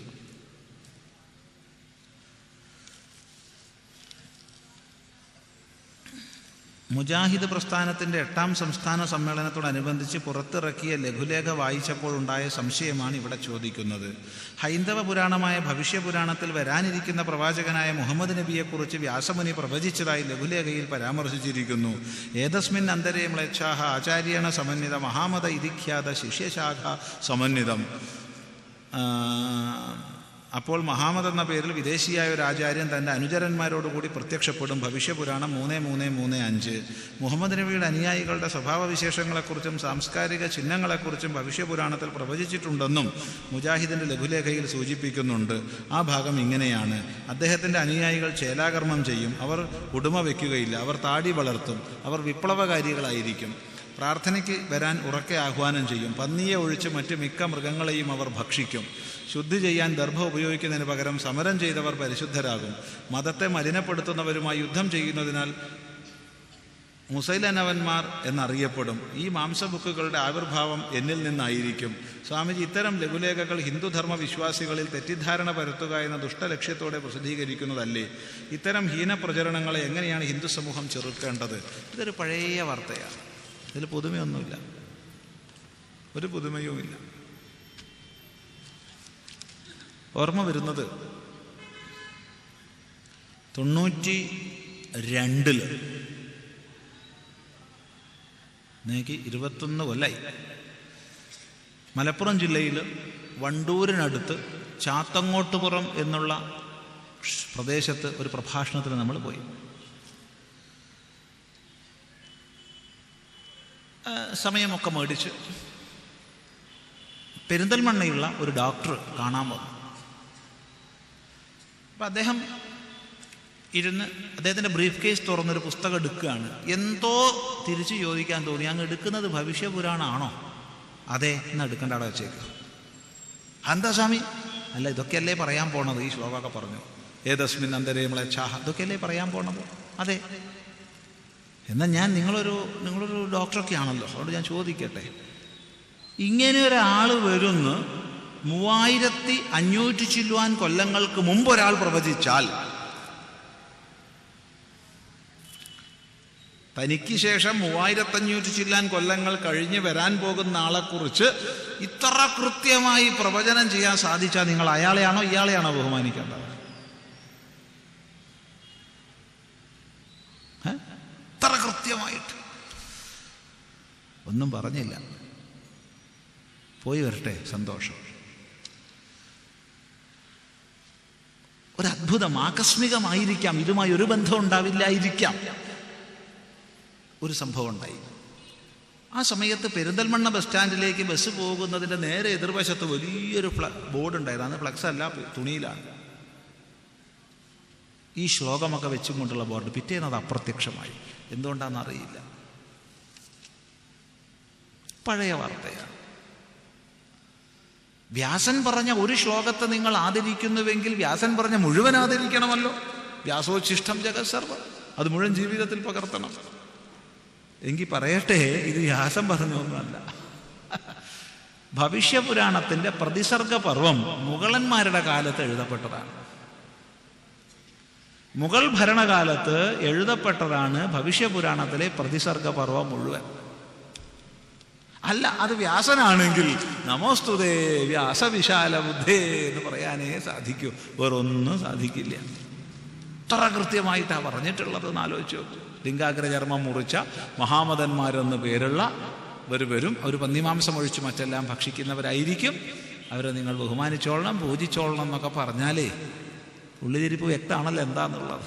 നമ്മളെന്തായാലും അക്ഷരം പ്രതി അനുസരിച്ചു. കാരണം മുറ്റത്ത് കയറാൻ പാടില്ലാത്തവൻ, പറമ്പിൽ നിൽക്കാൻ പാടില്ലാത്തവൻ, ക്രോശദൂരം മാറി നിൽക്കേണ്ടവൻ, മനുഷ്യനായി അംഗീകരിച്ചില്ല അവന്. അവൻ താണജാതിയ. തന്നേക്കാൾ താണവനെ ഓരോരുത്തരും പറഞ്ഞുകൊണ്ടിരുന്നു. ഒന്നുകൂടി അടിവരയിട്ട് പറയുന്നു, തന്നേക്കാൾ താണവനെ ഓരോരുത്തരും പറഞ്ഞുകൊണ്ടിരുന്നു. ഇത് പറയുമ്പോൾ വല്ലാത്തൊരു സംഭവം ഉള്ളിലുണ്ട്. ശ്രീനാരായണ ഗുരുദേവൻ ഈ ഹീനതയ്ക്ക്, അനീതിക്ക് അറുതി വരുത്തുന്നതിന് പ്രായോഗികമായ മാർഗത്തെ സ്വീകരിച്ചത് 1 ശാസ്ത്രപ്രചരണവും 2 ക്ഷേത്രപ്രതിഷ്ഠയുമാണ്. അങ്ങനെ ക്ഷേത്രപ്രതിഷ്ഠ ചെയ്തതിൽ ഈ വടക്കൻ കേരളത്തിൽ ആദ്യത്തേത് തലശ്ശേരി ജഗന്നാഥ ക്ഷേത്രമാണ്. അവിടെ ഗുരുദേവൻ പ്രതിഷ്ഠ ചെയ്തു. പിറ്റത്തെ വർഷം ഗുരുദേവൻ അവിടെ വാർഷിക പൂജയ്ക്ക് അവിടെ എത്തി. അപ്പോൾ ക്ഷേത്രപരിധിക്ക് പുറത്ത് കുറേ പേര് കൂനിക്കൂടിയിരിക്കുന്നുണ്ട്. ഗുരുദേവൻ ചോദിച്ചു, നിങ്ങളെന്താ അവിടെ ഇരിക്കുന്ന, അകത്തോട്ട് പോയി ദർശനം ചെയ്യാതെ? അടിയങ്ങൾക്ക് അകത്ത് പോകാൻ പാടില്ല, അനുവാദമില്ല, അടിയങ്ങൾ തീണ്ടൽ ജാതിയ. നാം പ്രതിഷ്ഠിച്ച ക്ഷേത്രത്തിലോ? അതെ. ഗുരുദേവൻ സംഘാടകരോട് ചോദിച്ചു, എന്ത് കഥ? സ്വാമിൻ, അവർ തീണ്ടൽ ജാതിയിൽപ്പെട്ടവരാണ്. ഇവിടെയോ? നാം പ്രതിഷ്ഠിച്ച ക്ഷേത്രത്തിലോ? കാരണം അവിടെ ഉയർന്നവരെന്ന് അഭിമാനിക്കുന്നവരാൽ അസ്പൃശ്യരായി മാറ്റി നിർത്തപ്പെട്ടൊരു ജനവിഭാഗത്തിന് അധികാരം നൽകിക്കൊണ്ട് പ്രതിഷ്ഠിച്ച ക്ഷേത്രമാണ്. പക്ഷെ അവരെക്കാൾ താണവരെന്ന് കൽപ്പിച്ചവരെ അടുപ്പിച്ചിരുന്നില്ല. ഗുരുദേവൻ ചോദിച്ചു, എന്താണിതിന് ചെയ്യുക? സ്വാമിൻ, 1 വർഷം സമയം വേണമെന്ന് പറഞ്ഞു. ഗുരുദേവൻ അവിടെ കണ്ണുമടച്ചിരുന്നു. ഒറ്റ ഇരിപ്പ. മഴ പെയ്തു. മഴക്കാലമല്ലായിരുന്നു അത്. മഴ പെയ്തു. ഗുരുദേവൻ ചോദിച്ചു, 1 വർഷം കഴിഞ്ഞല്ലോ, ഇനി എന്തു പറയുന്നു? അവരനുവാദം കൊടുത്തു. ഇതായിരുന്നു നമ്മുടെ സ്ഥിതി. എന്നാൽ ഈ സമയത്ത് ക്രോശമാത്രം ദൂരം നിൽക്കേണ്ടവൻ പോലും മതം മാറി മുസൽമാനായാൽ അവനെ നമ്മൾ മാപ്പിളായി എന്ന് വിളിച്ചു. അമ്മയുടെ ഭൂമിയാകുന്ന അമ്മയുടെ നാഥൻ, ഈ ഭൂമിയുടെ നാഥനാണ് മാപ്പിള. അവൻ പോയി മാമോദീസ മുക്കി ക്രിസ്ത്യാനിയായി വന്നാൽ ചേട്ടൻ എന്ന് വിളിച്ചു. ജ്യേഷ്ഠൻ, ശ്രേഷ്ഠൻ. അതുവരെയോ അവൻ പറയാനവൻ അടുക്കരുത്, അവൻ പുലയനവൻ അടുക്കരുത്, അവൻ ചെറുമനവൻ അടുക്കരുത്. ഇത് കണ്ടാണ് വിവേകാനന്ദ സ്വാമികൾ പറഞ്ഞത്, നിങ്ങൾക്കൊരു ഭ്രാന്താലയം കാണണമോ, കൊച്ചിനിലും തിരുവിതാംകൂറിലും പോയിക്കോളൂ എന്ന്. പലരും പറയുക ജാതിയുടെ ഉച്ചനീചത്വം കണ്ടിട്ടാ പറഞ്ഞെന്നാ. തെറ്റ് അല്ല. മനുഷ്യനായി അറിയപ്പെടാൻ വേണ്ടി മതാന്തരങ്ങളിലേക്ക് സമൂഹം കൂട്ടം കൂട്ടമായി പലായനം ചെയ്യുന്നത് കണ്ടിട്ടാണ് സ്വാമിജി പറഞ്ഞത് ഇത് ഭ്രാന്താലയമാണെന്ന്. ശ്രദ്ധിക്കുക. അതുകൊണ്ട് ഇങ്ങനത്തെ വാക്യങ്ങളൊക്കെ സ്വയം വൃക്ഷത്തിൻ്റെ കൊമ്പ് ഇരുന്ന് മുറിക്കുന്നതിന് തുല്യമാണ്. കാരണം ഈ ചോദ്യം മാത്രം ചോദിച്ചാൽ അപ്പം നിങ്ങൾ വ്യാസനെയും അവതാരങ്ങളെയൊക്കെ അംഗീകരിക്കുന്നുണ്ടല്ലേ? നിങ്ങൾ അവതാരങ്ങളെ അംഗീകരിക്കുന്നുണ്ടോ? ഉണ്ട്. മതി, അമുസ്ലിമായി കഴിഞ്ഞു.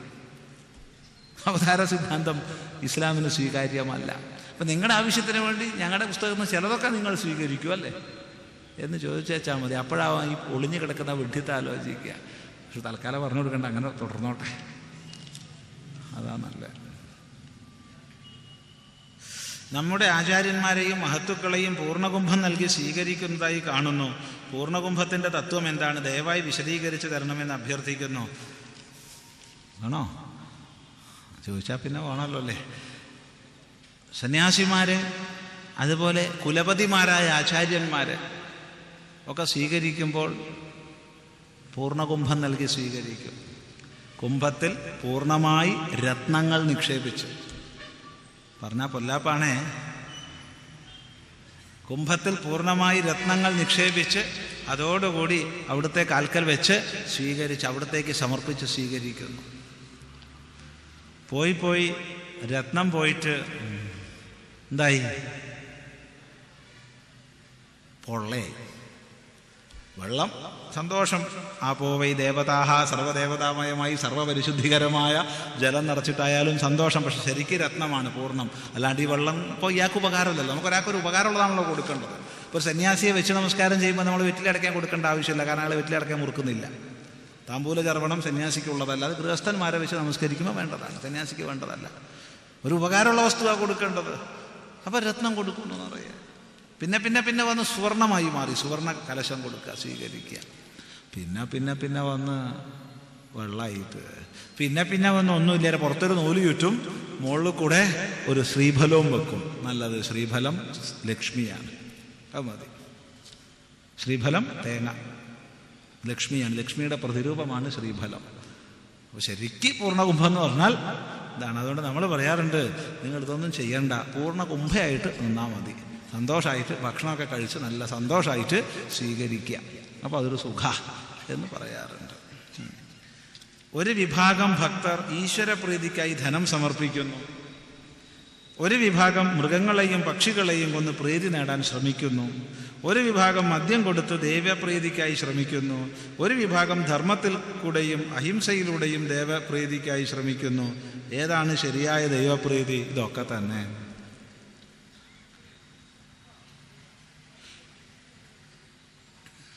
ഇതൊക്കെ തന്നെ. എന്താണോ അവനവന് സംതൃപ്തിയെ തരുന്നത് അത് തന്നെ. ഇതെന്തെങ്കിലും ചെയ്തുണ്ടാകുന്നതാണോ ദൈവപ്രീതി? അങ്ങനെയാണെങ്കിൽ ദൈവം പൂജ്യനല്ല. നമ്മൾ പൂജ ചെയ്തു, അതുകൊണ്ട് ദൈവത്തിന് സന്തോഷമായി. നമ്മൾ കീർത്തനം ചൊല്ലി, അതുകൊണ്ട് ദൈവത്തിന് സന്തോഷമായി. നമ്മൾ ഈ പറഞ്ഞതുപോലെ ധനം സമർപ്പിച്ചു, ദൈവത്തിന് സന്തോഷമായി. മൃഗങ്ങളെയും പക്ഷികളെയും കൊന്നു, സന്തോഷമായി. എങ്കിൽ ദൈവം ഈ കൈമണി സ്വീകരിക്കുന്നവനാ. സാധാരണ ലൗകികൻ അങ്ങനെ, അവൻ എന്തെങ്കിലുമൊക്കെ കൊടുത്താൽ അവന് സന്തോഷമാവും. അതുപോലെ എന്തെങ്കിലുമൊക്കെ കൊടുത്താൽ സന്തോഷിക്കുന്നവനാണ് ദൈവമെങ്കിൽ അവനെ നമുക്ക് പൂജിക്കാൻ കൊള്ളുമോ? ഇല്ല, ഒരിക്കലും ഇല്ല. മറിച്ച് വ്യത്യസ്തങ്ങളായ ക്രിയകളിലൂടെ, പൂജകളിലൂടെ, കർമ്മങ്ങളിലൂടെ, സമർപ്പണങ്ങളിലൂടെ നമ്മുടെ അന്ധക്കരണ ശുദ്ധി കൈവരുന്നു. നമ്മുടെ അന്ധക്കരണ ശുദ്ധി കൈവരുമ്പോൾ സ്വതസിദ്ധമായ ഈശ്വരാനുഗ്രഹം നമുക്ക് അനുഭവിക്കാൻ സാധിക്കുന്നു. അതാണ്. അപ്പം ഇതൊക്കെ ചെയ്യണം, ചെയ്യേണ്ടെന്നല്ല. ഇതൊക്കെ ചെയ്യണത് ഇതുകൊണ്ട് ദൈവം സന്തോഷിക്കാനല്ല, ഇതുകൊണ്ട് അന്ധക്കരണം ശുദ്ധമായി സ്വതസിദ്ധമായ ഈശ്വരപ്രീതി അനുഭവിക്കാനുള്ള ക്ഷമത നമുക്ക് കൈവരും. അതുകൊണ്ട് എന്താണോ ഒരാൾക്ക് സന്തോഷത്തെ നൽകുന്നത് അത് ചെയ്യുക, അത്രയേ പറയാനുള്ളൂ. അല്ലാണ്ട് ഇത് ഏതെങ്കിലും ഒന്ന് നികൃഷ്ടമെന്നോ ഒന്ന് ഉത്കൃഷ്ടമെന്നോ പറയുക സാധ്യമല്ല.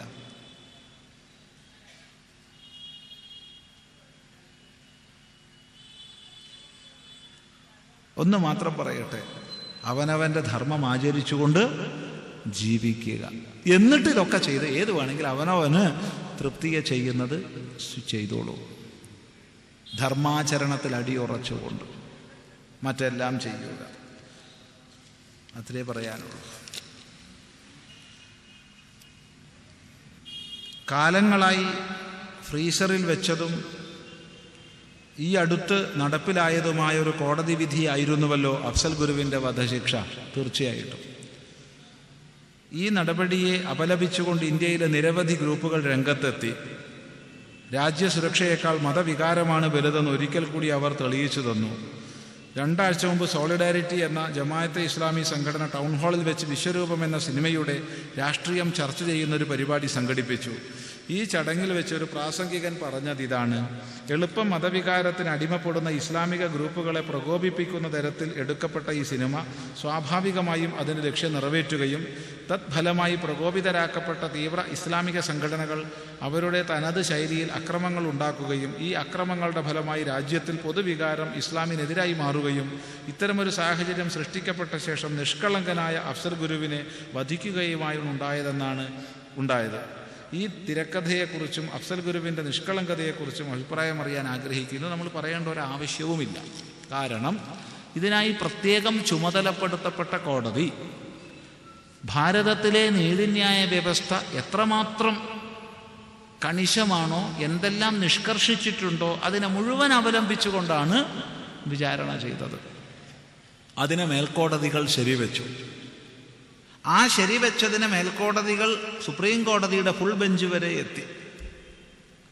ഈ നീതിന്യായ വിദഗ്ധന്മാർ മുഴുവൻ തന്നെ അതിൻ്റെ ആദ്യം മുതൽ അവസാനം വരെയുള്ള എല്ലാ ഘടകങ്ങളെയും പഠിച്ച ശേഷമാണ് പാർലമെൻറ്റ് ആക്രമണ വിഷയത്തിൽ ഇയാൾ കുറ്റക്കാരനാണെന്ന് കണ്ടതും അതിനുശേഷം ക്ലിമൻസി പെറ്റീഷൻ പോയി ദീർഘകാലം അത് പ്രസിഡൻറ്റിൻ്റെ സ്ഥാനത്തിരിക്കുകയും പ്രസിഡൻറ്റിൻ്റെ മുമ്പിൽ വന്ന ക്ലിമൻസി പെറ്റീഷൻ കേവലം പ്രസിഡൻ്റ് അല്ല നിശ്ചയിക്കുക, അത് മന്ത്രിസഭയിലേക്ക് പോകും, വിചാരം ചെയ്യും, സെക്രട്ടറി തലത്തിൽ ചർച്ച വരും, അതിനുശേഷം വീണ്ടും മന്ത്രിസഭയിലേക്ക് പോകും, വീണ്ടും പ്രസിഡന്റിൻ്റെ അടുത്തേക്ക് തിരിച്ചെത്തും. ഈ പ്രക്രിയകളെല്ലാം അദ്ദേഹം ചെയ്ത കുറ്റത്തെ ശരി വെച്ചു. പിന്നെ വീണ്ടും അവിടെ ചർച്ചയ്ക്ക് യാതൊരു സ്ഥാനവുമില്ല. പിന്നെ മതത്തിനു വേണ്ടി ഇത്തരം ഹീനങ്ങളായ അകൃത്യങ്ങൾ ചെയ്യുന്നത് പുണ്യമായി കരുതുന്നവർ അത് പുണ്യകർമ്മമായിട്ടേ മാനിക്കും. അവരുടെ ദൃഷ്ടിയിൽ അത് നിഷ്കളങ്കമായ പുണ്യകർമ്മമാണ്. അത് ശ്രദ്ധിക്കുക. ഇതൊക്കെ ചർച്ച സംഭവിക്കുന്ന രാജ്യത്തിൻ്റെ പേര് ഇന്ത്യ. ലോകത്തിൽ വേറെ ഒരിടത്തുണ്ടാവില്ല. പരമോന്നത നിയമനിർമ്മാണ സഭ ആക്രമിച്ച വ്യക്തി ഇത്രയ്ക്കധികം സുഖഭോഗങ്ങൾ അനുഭവിച്ച് ഇത്ര കൊല്ലം ജീവിക്കുക ഒരു രാജ്യത്തിൽ എന്നുള്ളത് ലോകത്തിൽ ഒരു രാജ്യത്തിൽ ചിന്തിക്കാൻ പറ്റാത്തതാണ്. അപ്പം ഷൂട്ട് ചെയ്തിട്ടുണ്ടാവും ആ ദിവസം. അതിൽ കൊല്ലപ്പെട്ട ജവാന്മാർ, അവരുടെ വിധവകളായ പത്നിമാർ, അവരുടെ അനാഥരായ മക്കൾ, അവരെക്കുറിച്ച് ആര് ചിന്തിക്കുന്നു? ചിന്തിക്കുക. പക്ഷേ ഒച്ചത്തിൽ വിളിച്ചു പറയുമ്പോൾ, ഏറെ പേര് വിളിച്ചു പറയുമ്പോൾ അത് സമൂഹത്തിൽ വലിയ വ്യാകുലത സൃഷ്ടിക്കുന്നു. ഇതൊക്കെ നടക്കുന്ന രാജ്യത്തിൻ്റെ പേര് ഇന്ത്യ. വേറൊന്നും പറയുന്നില്ല.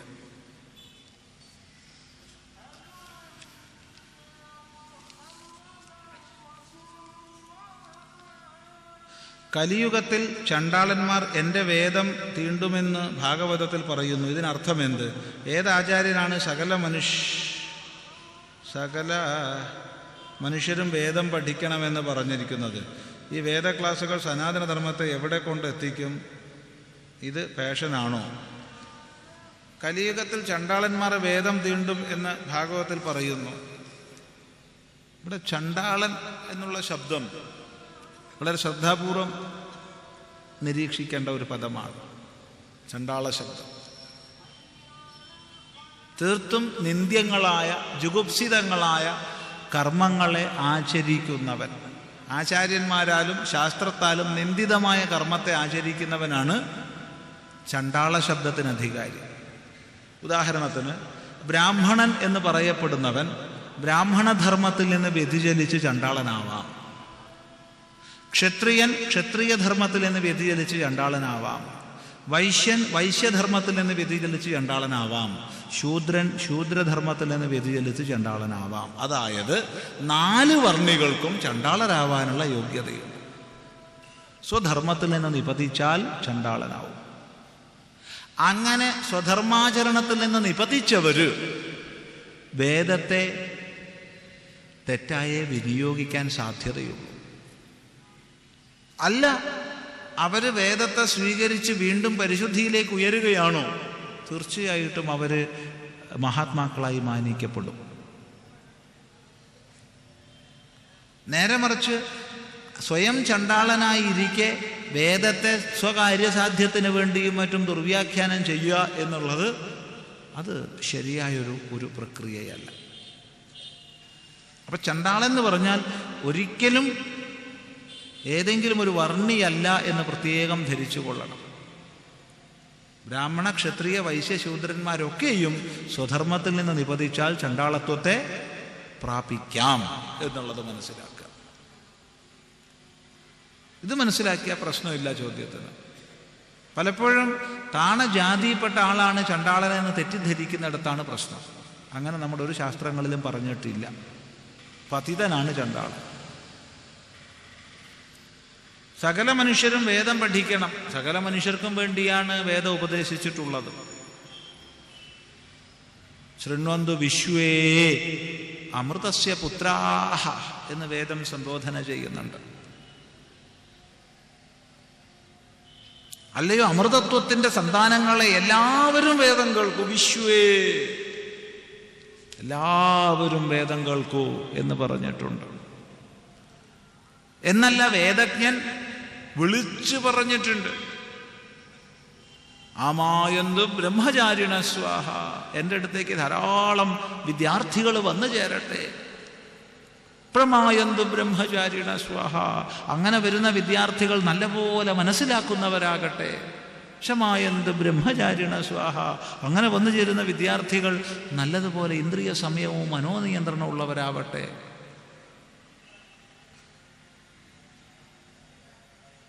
ഇത്തരം ശ്രുതിവാക്യങ്ങൾ നല്ലപോലെ വിചാരം ചെയ്താൽ പരമാവധി സമൂഹത്തിൽ വേദം പ്രചരിപ്പിക്കണം എന്നതാണ് ഋഷിമാരുടെ സങ്കല്പം എന്ന് മനസ്സിലാവും. ശ്രദ്ധിക്കുക. ഈ വേദ ക്ലാസുകൾ സനാതനധർമ്മത്തെ എവിടെ കൊണ്ട് എത്തിക്കും? വേദ ക്ലാസുകൾ വേദമാണ് പഠിപ്പിക്കണതെങ്കിൽ സനാതനധർമ്മത്തെ അതിൻ്റെ മഹത്വത്തിലേക്ക് കൂടുതൽ കൂടുതൽ ആനയിക്കും. ഇതൊരു ഫാഷനാണോ? ആണെങ്കിൽ ഏറ്റവും സന്തോഷം. ഒരു ഫാഷനായിട്ട് വേദം പഠിക്കുന്നതിനെ സ്വീകരിച്ചാൽ വളരെ വളരെ സന്തോഷം.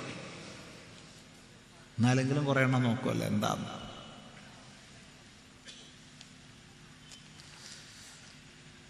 നമ്മുടെ ആഘോഷങ്ങളിൽ പ്രധാനപ്പെട്ട ഒന്നായ പിറന്നാൾ ദിനങ്ങളിൽ പാശ്ചാത്യ സംസ്കാരമായ മെഴുകുതിരി അണയ്ക്കലും കേക്ക് മുറിക്കലും പല ഭവനങ്ങളിലും കൂടി വരുന്നു.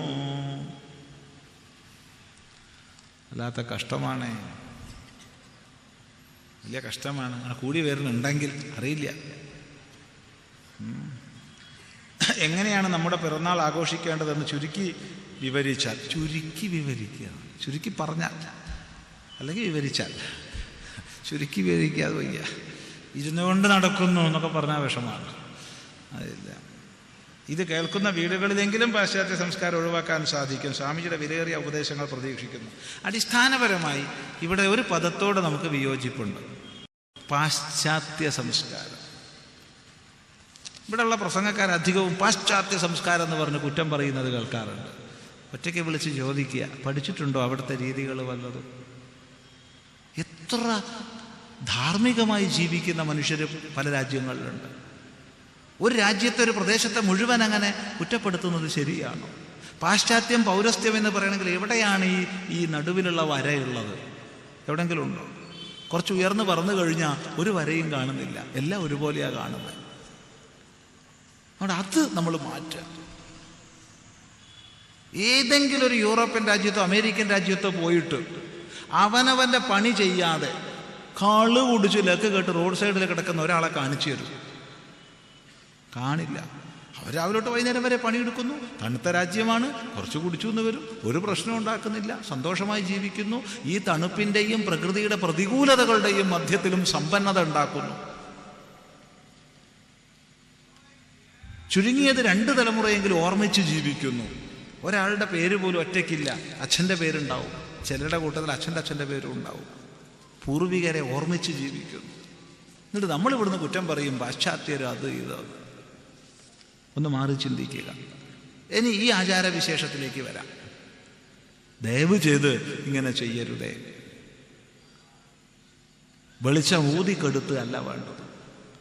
മെഴുതിരി കെടുത്തുന്നതിന് വിരോധമൊന്നുമില്ല. കാരണം മെഴുതിരി കത്തുമ്പോൾ ഉണ്ടാവുന്ന വിഷവാതകങ്ങൾ അപകടകാരികളാണ്, വളരെ അപകടകാരികളാണ്. അതുകൊണ്ട് അത് കെടുത്തുന്നതിന് വിരോധമില്ല. പക്ഷേ കേക്ക് മുറിക്കുക, എന്നിട്ട് കേക്കിൻ്റെ മുകളിൽ മെഴുതിരി കുത്തി വയ്ക്കുക, എന്നിട്ട് ഊതിക്കെടുത്തുക, ഇങ്ങനെയൊക്കെയാണ് അത്രപ്പോൾ നടക്കുന്നത്. ദയവ് ചെയ്ത് നമ്മളെങ്കിലും ചെയ്യരുതേ. പിന്നെ എങ്ങനെ വേണം എന്ന് വെച്ചാൽ നമുക്കൊരാചാര രീതിയൊക്കെ ഇല്ലേ? പിറന്നാൾ ദിവസം കുട്ടികളുടെ പിറന്നാളാണെങ്കിൽ രാവിലെ സ്നേഹപൂർവം അമ്മ കുട്ടിയെ വിളിച്ചുണർത്തുക, അച്ഛൻ കൂടെ ഉണ്ടാവുക.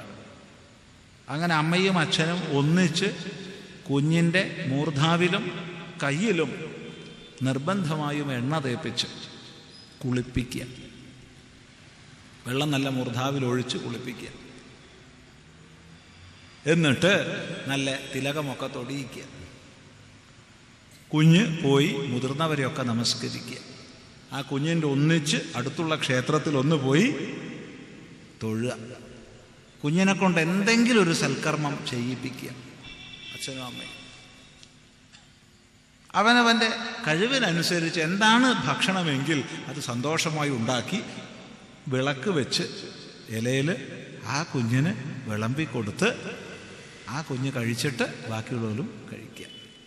ഇനി കുഞ്ഞുങ്ങളല്ലാച്ചാൽ ഈ കുളിപ്പിക്കൽ പരിപാടി വേണ്ട. എങ്കിലും അമ്മ കയ്യിൽ എണ്ണ കൊടുക്കുന്ന ഒരു സമ്പ്രദായം ഈ പിറന്നാൾ ദിവസം ഉള്ളതാ. പിറന്നാളുള്ള ആളുടെ കയ്യിൽ അമ്മ എണ്ണ കൊടുത്തിട്ട് അയാളെ തലയിൽ തേക്കുന്നു, എന്നിട്ട് കുളിക്കുന്നു. അമ്മ ഇല്ല പത്നിക്കാവാം ആ പണി ചെയ്യൽ. സ്ത്രീയുടെ കാണിച്ചാൽ ഭർത്താവിന് ചെയ്യാം. അത് അങ്ങനെ ബുദ്ധിപൂർവ്വം ചെയ്തോളൂ. ആ ഒരു സ്നേഹത്തിൻ്റെ അന്തരീക്ഷം, പ്രകാശത്തിൻ്റെ അന്തരീക്ഷം, ഐശ്വര്യത്തിൻ്റെ അന്തരീക്ഷം, അത് നമ്മുടെ വീടുകളിൽ ഉണ്ടാവുക. ഇത് ചെയ്യാവുന്നതാണ്.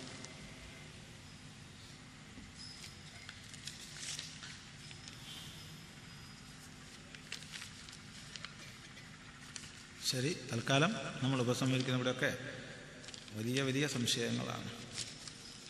തൽക്കാലം ഉപസംഹരിക്കുന്നു. നാളെ കൃത്യസമയത്തിന് തുടരാം. ഓം